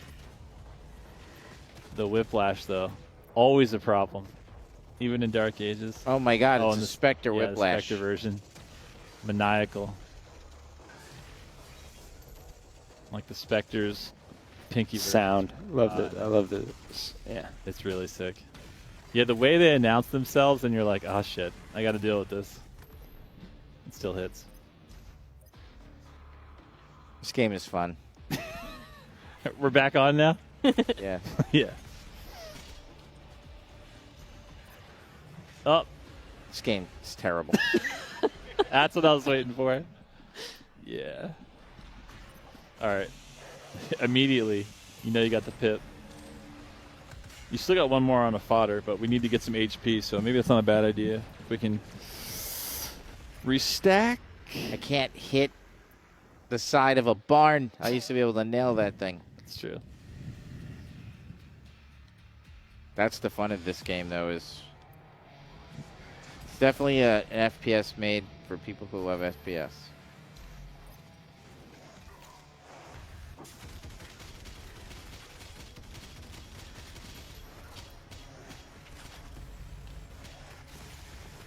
There we go. Speaking in FPS, people love FPS. I feel like when you're in your zone, it's the DPS you're putting out. It's the quick switching. It's using all the equipment. Like right now you got burn. You got 1 frag grenade. You got 1 pip. You also still got 1 crucible if you need it. And you got BFG digital up if you want to do that. There we go. Man, the stone imps are hard. You changed your mind on them? You're like, I don't know if we should have done that. Well, what happens is, so the way that we design the encounters is that when you have a stone imp, you can't have cacodemons because that will force the player to be frustrated that they have the wrong mod. A big part of what we started doing in the DLCs was pushing you into some of the mods, like with the Spirit and stuff. The Spirit, low-key, is like one of my favorite AI. Oh, Spirit is amazing. I like the... which was the imp that poisoned you? Oh, yeah. I can't remember what his name was. I know the one you're talking about.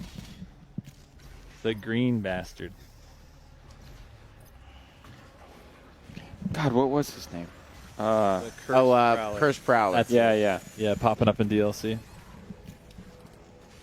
Yeah, the Curse Prowler was rad. Because it was like trying to chase him down and find him and not wanting to get touched by him. It's like poison tag, which I guess is appropriate because the ancient gods.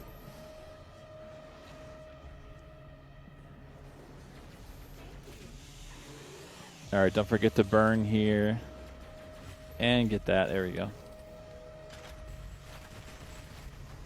I like how you got the funnel at the door right there.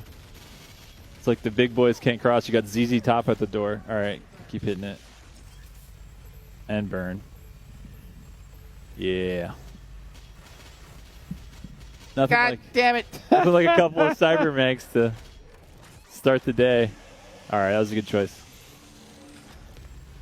Oh, we need HP. There we go. Nice. Yeah, don't get close. Get those cannons off of there. All right, that'll work. I like how the UAC spokesperson. So she's. I always love the irony of these guys. Yeah, exactly. She's purposely put in spots where we know that you're going to be like total mayhem bloodbath. We put her in some quiet spots. Yeah. But we love to put her in spots like this because it's just like you're just finished mauling like 1,000 demons and she's giving you like this HR message. And then when you pay attention, you're like, God, that's totally insane what she just said. Just right after like the sensory overload. There we go. Ooh, that's a good one. All right.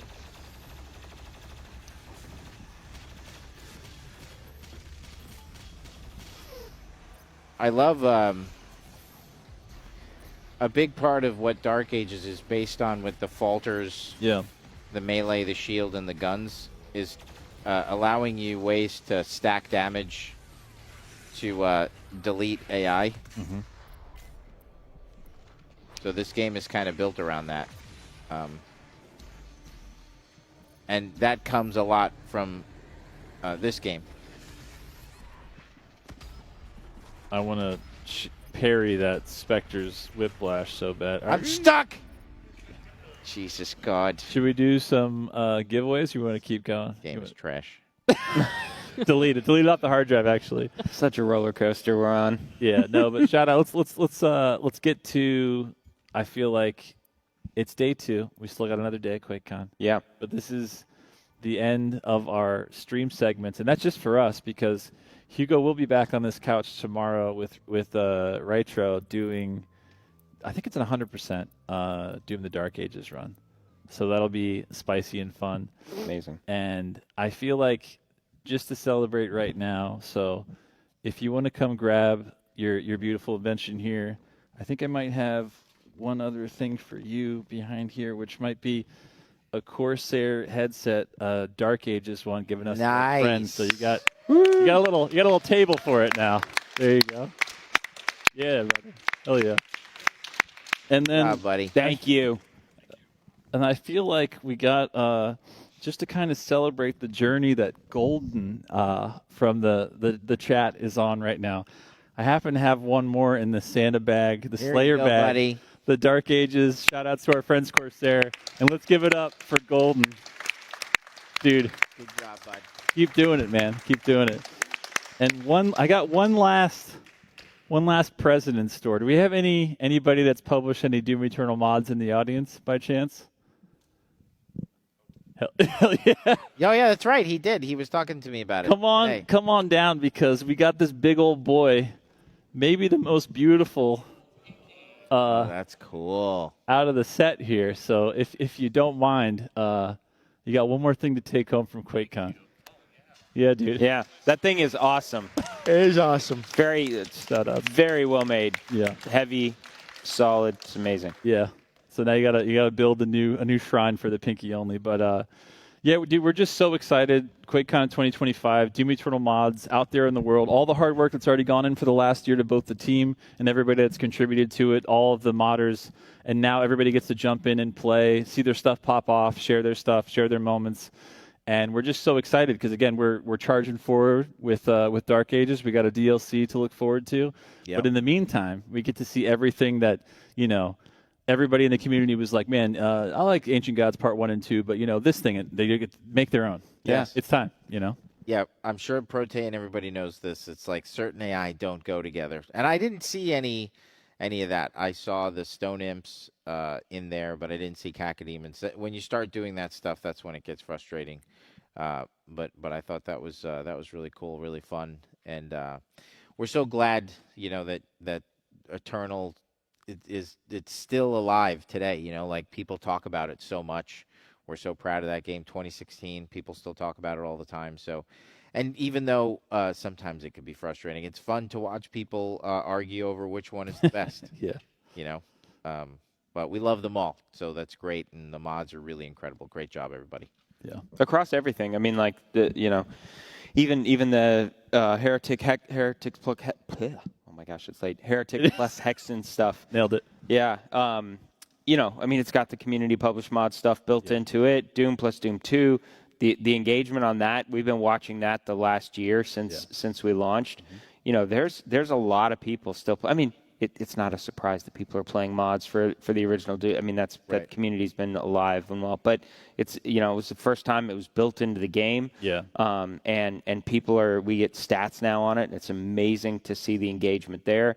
This is now with mods. So again, there's no excuse. We have hired contractors from the mod community that are awesome. Keith, actually, I don't think he's here in the audience. I don't see him, but he came to town. He's been a contractor with us, and we caught his stuff. He was doing really, really good stuff on that was getting up on ModsDB, and then into the ecosystem here. So, like this is such a good way to get your foot in the door, whether it's just with the community or with us. So I'm excited. It's very exciting. Yeah. Very exciting. Yeah, amen. And shout outs to Shale and the whole team to make this happen. Yeah. Give them a hand. Very small I know team. Everybody wants it on console, but we're a small team. Yeah. I don't know what. Yeah. But it's they're a small team. It is a relatively small team, True. but very much the mentality. Keep at it. Keep working with the community. Keep listening. Keep stacking the wins. We do. We know people want it on consoles. We want it on consoles. All of the older stuff, much easier path there. Yeah. All of that stuff works on the consoles. So that's really fun. But we're going to keep working on this stuff. It's important. It's fun. It gives a lot of life to these games many years in the future. Gives you guys the opportunity to again get your foot in the door. We're committed to this, and they're just been killing it. So congrats to them. It's amazing. So everybody that's been with us here at QuakeCon 2025 and everybody at home, we love you guys. We thank you guys. We'll see you next Thursday. Playing some more Dark Ages. Thank you guys. We'll see you around for the next day or so of QuakeCon 2025. We love you. See you later.